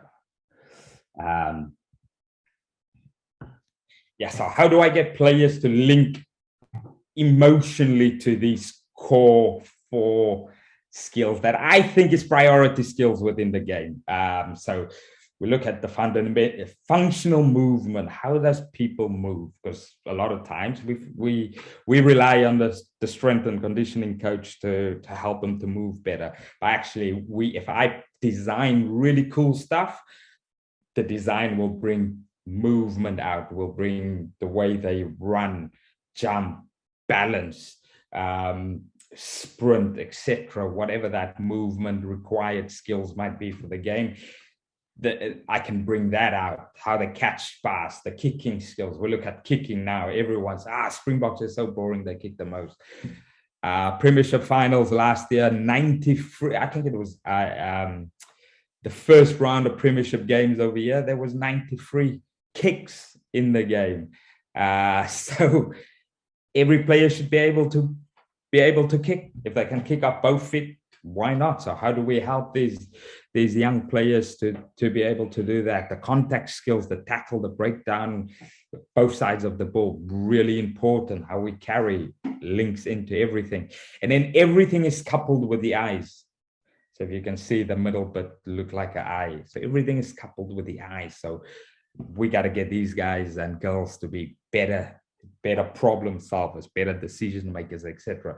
So this is what the opportunities COVID provided me with looking at things just a little bit differently, and really putting a little bit more meat to the bones with how I can be provide a little bit of my own flavor to these important qualities. Then we look at the tactical innovations of the game. So the game is evolving consistently. So if you are still coaching like we were coached when we played barefoot back in the day, then you probably need to stop coaching. So the evolution, it is unbelievable. So even this picture, looking at this picture now, what they call the so-called caterpillar in the game when Exeter come with it. But this is now 2 years old, so it now looks completely different. So the evolution of the game is consistently different. I watched when I miss home, I watched the Springbok documentary. What's it? Chasing the Stars, Chasing the Sun. Chasing the Sun. Yeah. When I miss home, I watch that just so I can cry a little bit. And then, but you look at, what was it? They called it the move in the finals. It was just called the move. It's tactical innovation, putting a ball in nowhere to create 3 points. You look at you look at the game now with the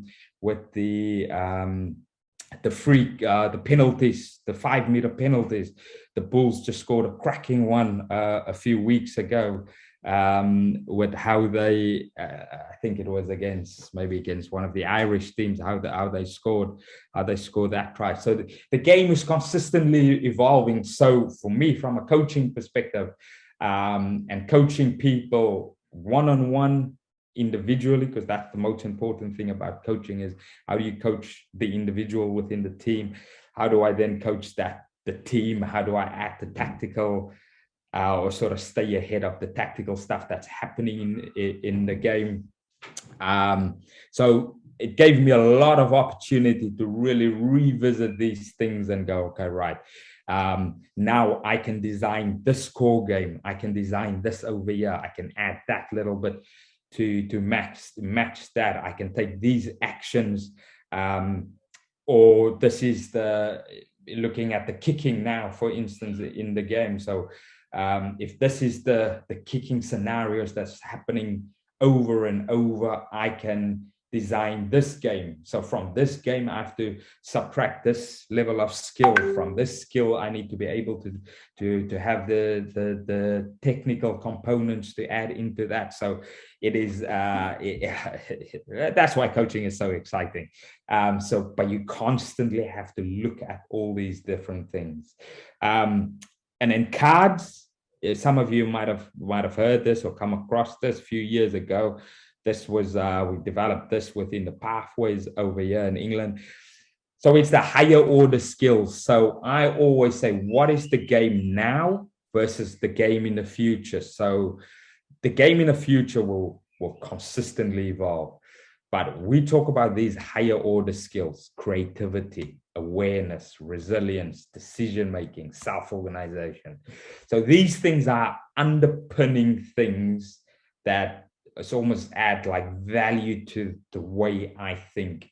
So you look at the first part where you start looking at yourself, then you look at these tactical and technical skills. But when we talk about the higher order skills, this links straight back to the player for me. This is stuff that they can use when they're not even on the grass, when they don't play this game ever. We get them to be better at creativity, solving problems, being a little bit more self-aware, having a resilient mindset. We always say, this guy is not resilient enough. They make the same mistakes over and over. I'm going, hold on, that's probably information there for you as a coach. Yeah, you got to look at how you design stuff. You got to look at the information you provide. The stuff that is probably not even representative of the game. So how do we make people more resilient where they can I'll give you a good example. I remember standing on one of the World Series events and I'm going in at halftime into the halftime huddle, and I look over at the New Zealand girls, and I see all the coaches just standing on the side, and the girls are leading the huddle and they're leading everything, and the coach is not even engaged, and I'm on my way to go and give a really important speech. in my head, I'm going a really important business. I'm going over here. It's like there's some information here. How do I get my team to a level where I don't even have to engage, but they're resilient enough? They've got enough awareness to be able to solve this problem themselves, which means I've done my job leading up to that particular moment, but also being really self-organized. You know, Jonah highlighted there some of their brotherhood values, but even if you can add another layer to that, where people can just create an environment where the environment always look after itself. You don't have to be at the forefront and go, why didn't you do that? Used a really good example with the guy who turned up at with the shorts, jean shorts. That's brilliant. That's problem solving, because he didn't say, but then went back and created another level of awareness, and then they probably internally work out themselves how they're gonna make sure they're always in their number ones post game.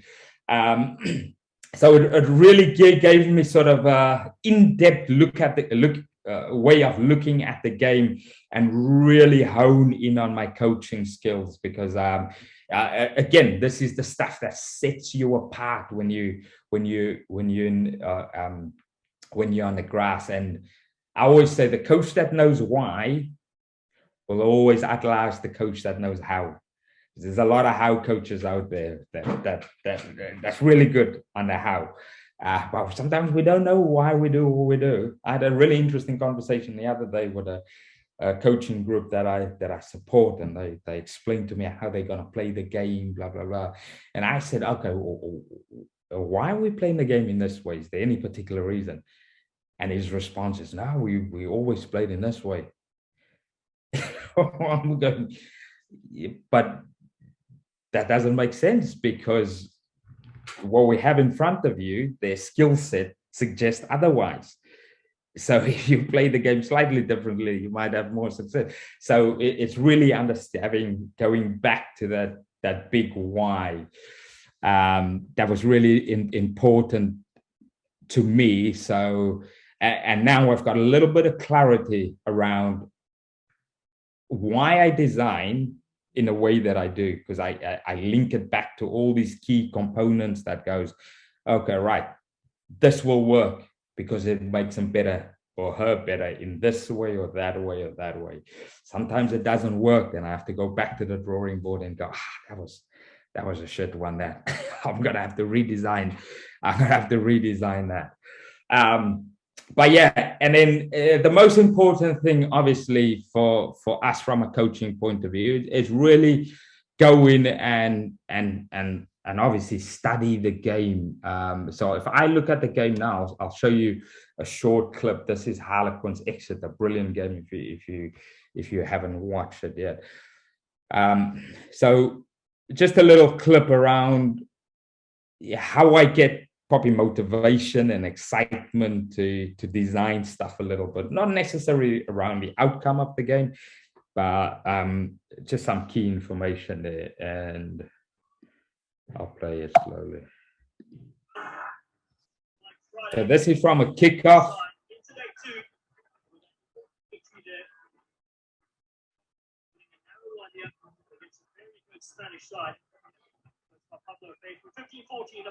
So if I just pause it there, so you start looking at the game maybe a little bit differently. Obviously, we're not here into an analysis session now, so I'll leave Jonah's super sports stuff for tomorrow when he's doing the rugby. But when I look at the game, I look at it in sort of 3 zones. So I've got there touch to 15, and then I've got 15, maybe split the 15 a little bit, and then I go probably from there to the other touch line. So the game is sort of in freeze. So now I go, right, this is a scenario opportunity. So here for me is how do I design a 15 to touchline, small-sided game? How do I come up with some core game and skill actions there, both sides of the ball? So maybe there's 1, 2, 3, 4. So maybe if we have a 4v4 style little small-sided game going on in this space, I can get some of these skills that's required on both sides of the ball. I can bring that to life, for instance.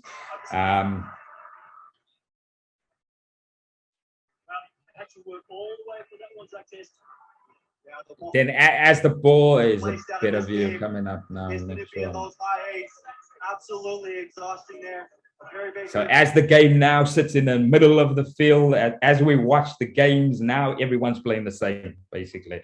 So, but how can you add the little bits of flavor? So yeah, maybe right now I'm into a 4v4 style game. Maybe now I can think about what is an 8v8 style game with forwards and backs mixed in look like. What is the pass, what is the catch, what is the breakdown, what is the offload, what does the kick look like, for instance? So that's like part of, so my head is now going, okay, right, I can play this core game, it's going to give me this, it's going to give me that, and from a defensive perspective as well.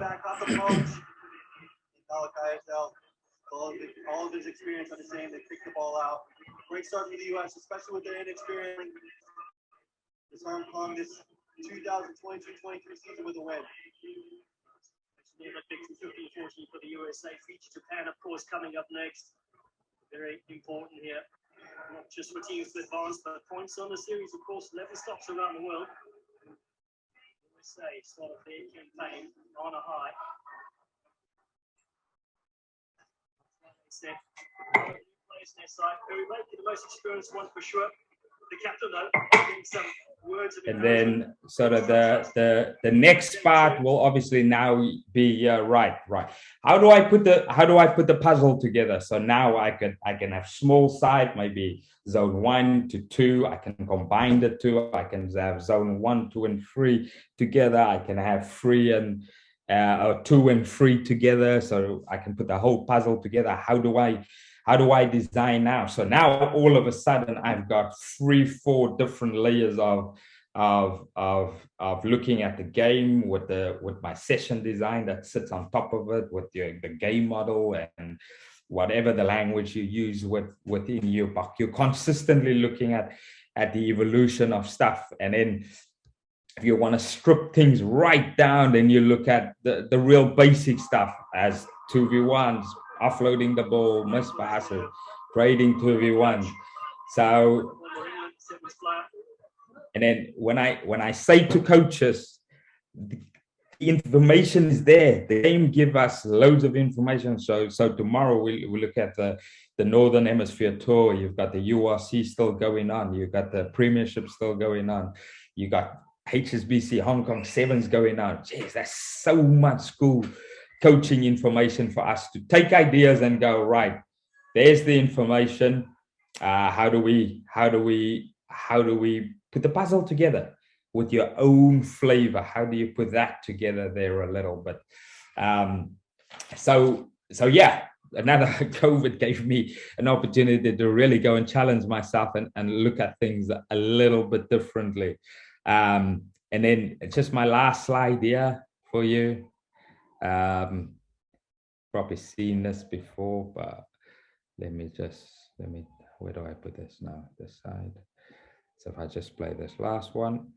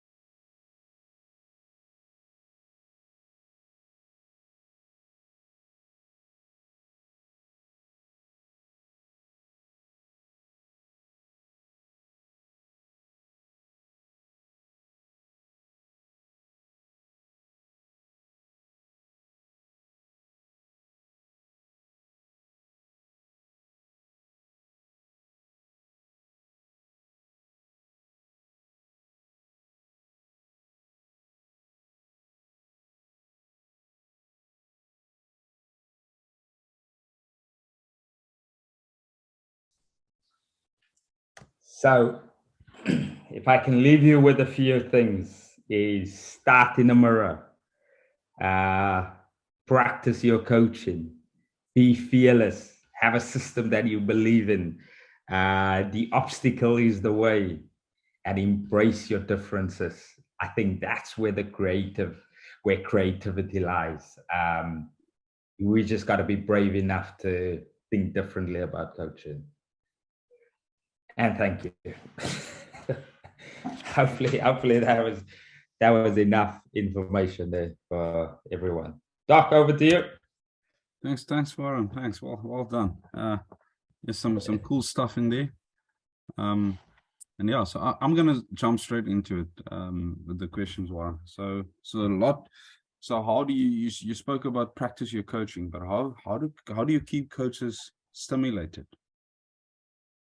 How do you keep coaches stimulated? How do you keep coaches stimulated? Because it's a challenging environment, and maybe it's stimulated and motivated.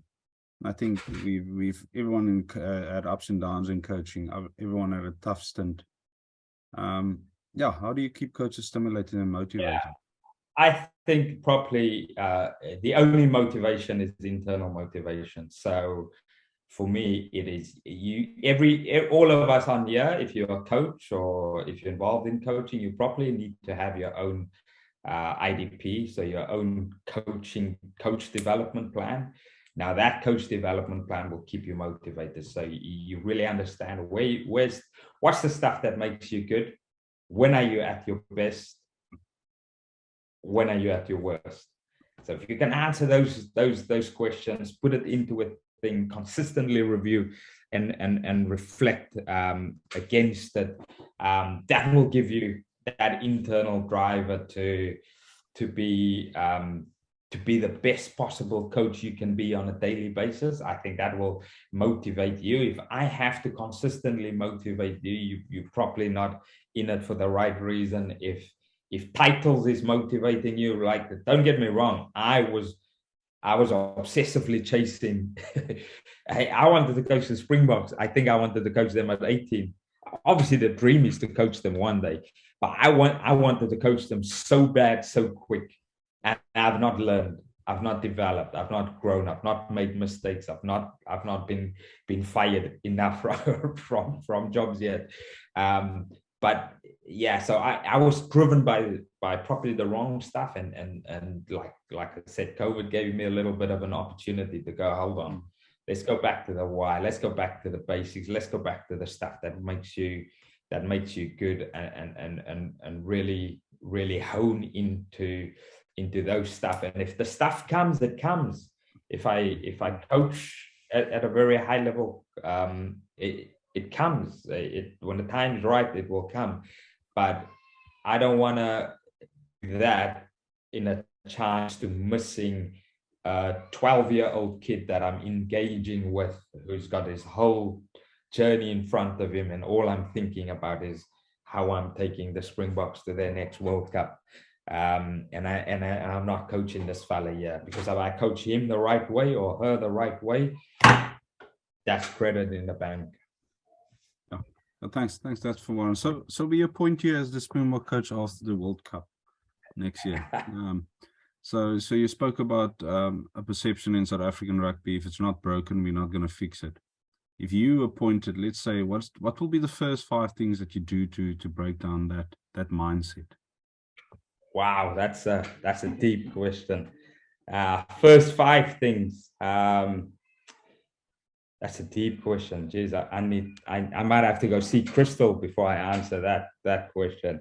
I think the most important thing is it's authentic. You got to be yourself first and foremost. You got to be really authentic. You probably need to articulate evidence.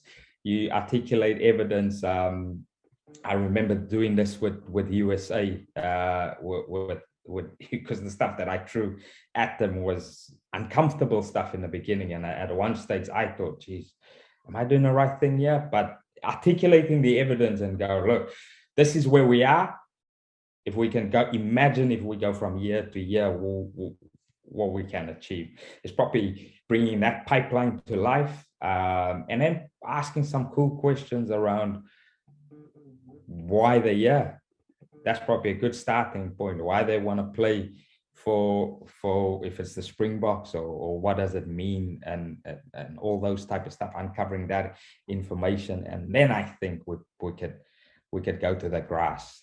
The grass is probably the last bit, because we know South Africans are passionate when they're on the grass. Yeah, thanks for that. Yeah, so Philip, you had your hand up, and then there was a question. Baden, please unmute. I think that's quite a good question. Yeah, Warren, one of my questions is based on your creativity, and also touching on what Jono said in his presentation, to meet with the people higher up and in your circle. And my point of view is from a community club, coaching at a community club, which is for me is it's a very tough job to do, to coach at a community club. And I can say, I think I can say this, that all of us here who's coaches was once in their career as a coach at the community club. How would, and this question is for everyone, if you want to answer, how would you deal with coming into the system at the community club with your creativity and all your you know your why, you know everything you spoke about, and now all of a sudden you come with your creativity after into a setup that was there for 3 years, say, for to make an example, and no one buys into that. So and it's quite tough, and it was tough for me because myself and another coach, we came in with different ideas, different styling of coaching, and we weren't accepted at that point of time into that community club because players was made up against us. All kind of stuff happened, and that's where you have to think, and okay, do I draw the line here? Do I take a step back and just leave everything, or go back, like you say? Why are you doing this? Is it for yourself, or to prove a point to the community, or just yeah? That's my question. I mean, anyone can answer it. Yeah, it's a great question. Yeah, there's probably a couple of ways there. If anyone's got more, please add on. So I remember my first team session at Harlequins, and yeah, so I'm coaching all these guys, and it's big time players that I'm coaching, and I'm a young coach, and I'm the coach. The other senior coaches is watching me coach these guys. So I find myself probably for the first 10, 15 minutes coaching the way I want them to see me coach versus coaching the way I coach. And in that first space, I felt so uncomfortable, where I was like, this is not how I coach. Bam, and I changed. And as soon as I changed to my way, the session just went through the roof. But just adding my flavor into it. So yeah, don't be too consumed about coaching the way other people want you to coach. You just you obviously, when you're assistant coach, or you always have to align to whoever's the head coach. So align to their philosophy, but add your own flavor to it. I think that's the most important thing. The other part to your question is understanding where you are. So if I give you an example, I'm properly over here. A lot of teams and players that I coach sits over here because this is nice, comfortable here. Then Warren comes in and they go, oh, this guy's crazy with the stuff he throws at us. So what I need to do, I need to get a little bit closer. I get a little bit closer and I drag him one step, and I drag him and I drag him. And then until they get to where I want them to be, and then bam, I hit them really hard when they're in that space. I also, right at the beginning, so I trialed two things I helped out Germany, and I presented what they might expect, because I know they are so rigid in their thinking. And then at the other, with USA, I just said, introduce me as Warren Abrams, and what you're going to get is what you're going to get on the grass. So I trial 2 different ways. So there's no right and wrong. I think the most important thing is just really understand the environment. You got to be able to articulate the why, give them a clear why we do what we do. Once they understand why you're going to coach in this particular way, it's going to be uncomfortable, but there's an end goal. If they clear and they understand that end goal, I think there's a bigger buy-in to that process, especially when you coach female players. The clearer they are on the why, the more they will explore and take risks. If they're not comfortable, they just tell you, Warren, this is shit, we got to move on. And then you go, okay, yeah, obviously didn't explain this well enough. But in the male game, because we don't speak, do we? We just say, yeah, and then off we go. So, but give that clear why and imagine that direct to where you need to go, and don't be afraid to be patient and buy your time. I think if anyone's got any different, that's what I'm talking about. Yeah, Philip, if I can quickly also jump in there, something I also use, and it's a process that I make the group or the company or whoever I work with, I make them understand, and it's called the Tuckman's theory. And so this is a few steps that I use to explain to the group or whatever that I follow in dragging them with on each growth and each path that we're going to.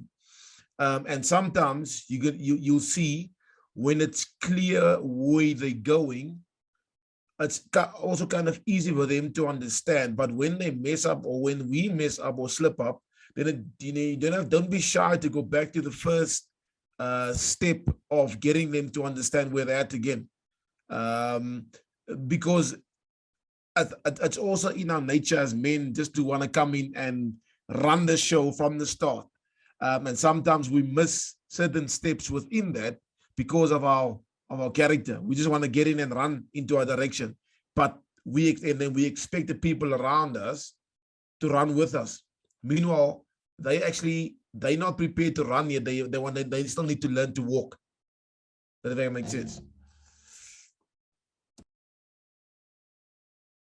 Yeah, anyone get something else to add to that? That's quite a good question, because a lot of us coach in an environment like that. But I like Crystal's comment there about sometimes that old habits gives people identity, and that's so true, because that's what they hold on to. And also, Philip, I think sometimes change takes time. That's the reality. It takes time, and sometimes you might be so close to instilling that change that sometimes we give up. And that links onto what Warren said about trust your system, trust who you are, and that. Yeah, thanks, Philip. Then Baden, you had a question earlier. Yes. Yeah, so please fire away. This is for, and I'll turn my video on so you can see me. So yeah, Warren, I'm in America, and I really enjoy the skills part of coaching, like backline coaching, that kind of thing. And just in terms of your games that you make, is there a certain base game that you adjust and you change based on the information that you take in from games? And then also rugby IQ is quite a big thing that a lot of these guys are lacking. So just in terms of trying to instill that in them and like see the game a little bit differently, is there any sort of advice that you can give me, as well for Jonathan as well? Is there any advice you can give me on in terms of trying to instill that rugby IQ within players? Yeah, that's a cool question, mate. Where in America are you? I'm in Ohio. Okay. At Rio Grande. We just been promoted to Division 1 now, which is it's quite a daunting thing for me. So, did you take your skateboard with, Baden? No, I left that one behind there. Just checking. Cool. So probably to answer your question, there is, I think, core games. Have a list of core games. Have like 4, 5, maybe 6 games. I call them core games. That is always my go-to games. So I'll give you an example. If I play, AB's All Blacks touch, for instance. It's 2 people touch you, it's a breakdown, 1 person touch you, you can offload the ball, keep it alive. Now, I would have different levels in that game. So maybe I'll have level 2 would be you're only allowed to have 3 breakdowns back to back. Next level would be only 2 breakdowns. Then we might get to 0 breakdowns. Do you see what I mean? So you add levels to the game to make it progressively harder for the players based on where they are. I would put then different constraints into that game as well. So I'll just put in different levels of constraints there within that one game. So the All Black stats would be my core game. Within that, I would have 3-4 different levels. Because think levels. Every player you play with, coach nowadays plays PS2, PlayStation, Xbox, whatever it is. So just turn it into a video game. So use that language with them because they understand that language. So you just build that up with them. So give them mission challenges, etc. within that. So I might play sevens wise. I call it Blitzbox touch. Jonah will know because the Blitzbox like a breakdown. So this game is a breakdown game. So it's like a ruck touch game. But if I say to the players, we're gonna play box touch, they know exactly what we're gonna do. I might just add this. My level 1 would be like if the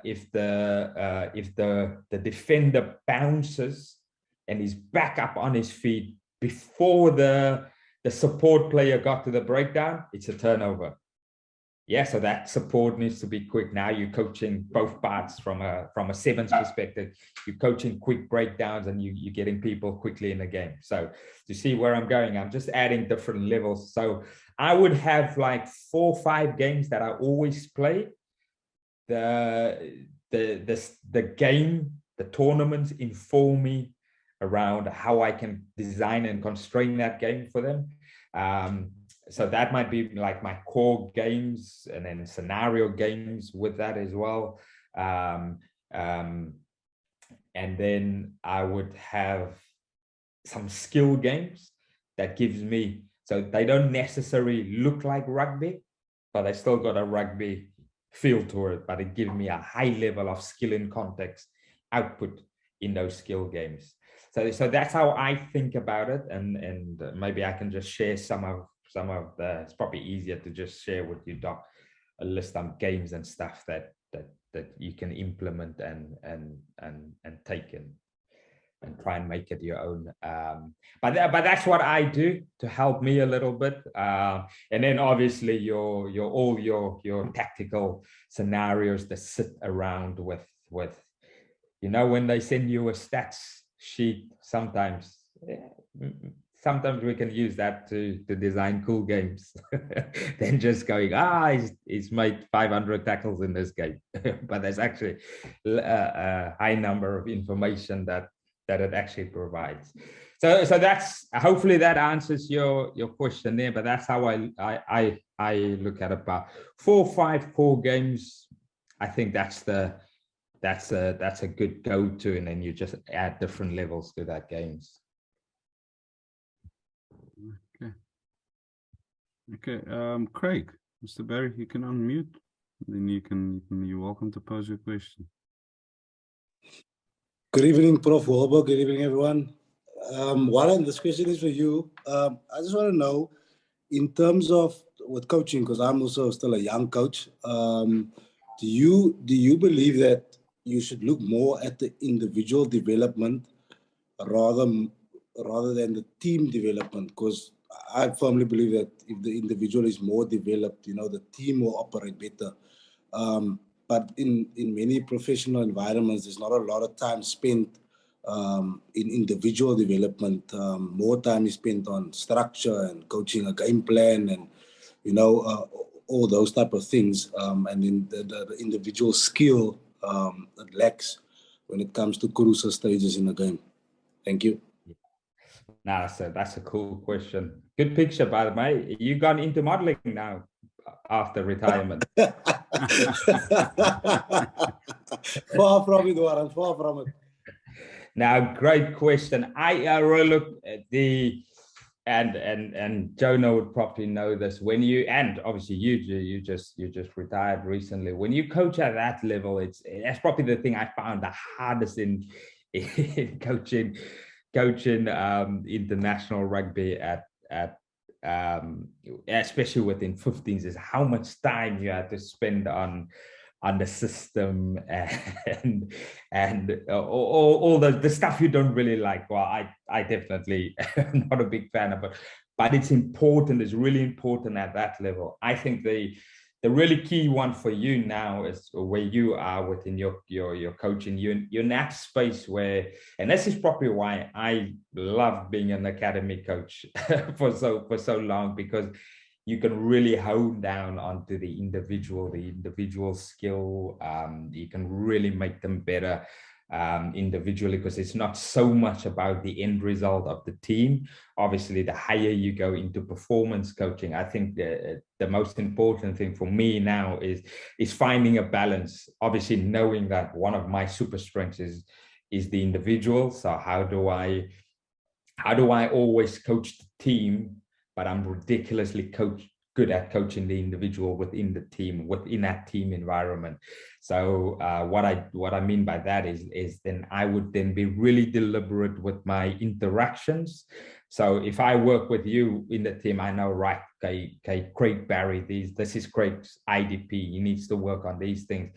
So let's say me and Jonah is co-coaches at UJ. We might go right, Jonah, you look at this 5 players, you look at these 5 players, the other coach look at these 5 players. Okay, we know we want to have the tactical solution here. It's about attack space, but we also know, like, I got to be really hot on Craig today and support him with how he works off the ball as a winger, as a fullback, to be able to get into these certain spaces. So that's the stuff that I learned at the top end, is probably selfishly to make it more enjoyable for myself versus just talking about the system. I then was really deliberate about how do I coach this big picture, and then how do I really strip it down, because you can get lost in that big environment. But probably for you now, it is how do you make the individual better? So looking at the players that you coach at the moment, that sort of pathway ages, how do you make them better to be able to play in any particular team? So I think it back to that picture with Marcus Smith. So my challenge with Marcus was, how do I get Marcus to play for any DOR? And in my time at Harlequins, we had 4 different DORs. Everyone played a different style. So I just needed to get these guys to be really adaptive, creative, and ridiculously good at making decisions in the moment. So probably to answer your question, now it's really honing in on that graft, on making individuals better as you progress through the pathway. It's having a real understanding about systems thinking. Obviously, the unstructured part of the game, have a real good balance and understanding of those two, because it will make you a better coach when you jump over, because then you can coach guys better within systems, because it does get, as you know, it's not always fun chasing box kicks. So use some of that lessons to advantage. Hopefully that answers your question there, Craig. Yes, Ian. Thanks, Warren. Yeah, any more last questions? Okay, Warren, what's the time difference now? Is it 2 hours? It is 7 o'clock actually, and my missus just walked in, so I'm a little bit safer now. And the kids survived. These 2 little monsters were just trying to get into the snack box without me seeing them. So I just heard the missus come in. So it's 7 o'clock now, yeah. Okay. So we're gonna ask where's Bully, just to wrap it up for us quickly.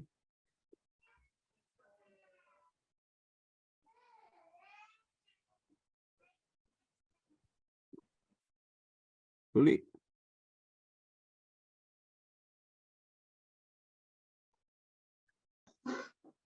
Hello, everybody.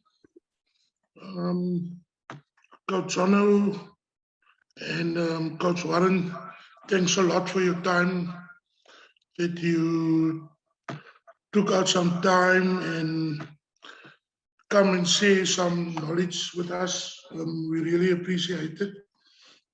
And I just want to say something here. I've played against Coach Jono when he still played for Primroses back in the days, club rugby. And I actually told Prof. Krak that joke.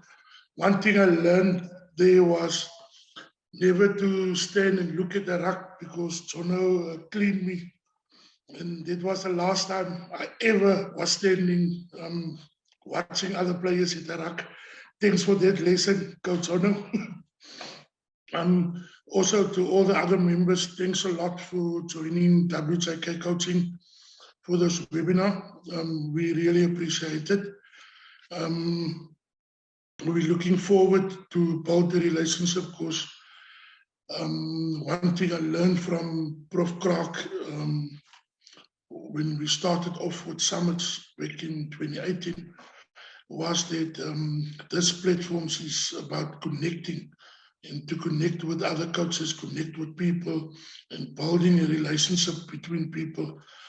Coach Jono, Coach David, whenever you're in Cape Town next year for the Varsity Cup, we would really like to meet you guys and sit down, have a lekker coffee and just to learn from you guys. I spoke to Coach Norman the other day when we had a coaching clinic and I said to him, my mission or my vision is to promote our coaches in this game, and we will follow you guys and we will back you guys all the way. Good luck with what you guys are doing. Coach Warren, thanks for all that videos and stuff on Twitter every day. It's nice to interact with you guys, and please people, feel free to follow our WJK coaching page on Facebook, Instagram, and Twitter. And from here, we can build a nice relationship. And going forward, we're looking for more platforms and stuff like this in the future. Thanks, Prof. Krak. Thanks, everyone. Yeah, have a good evening.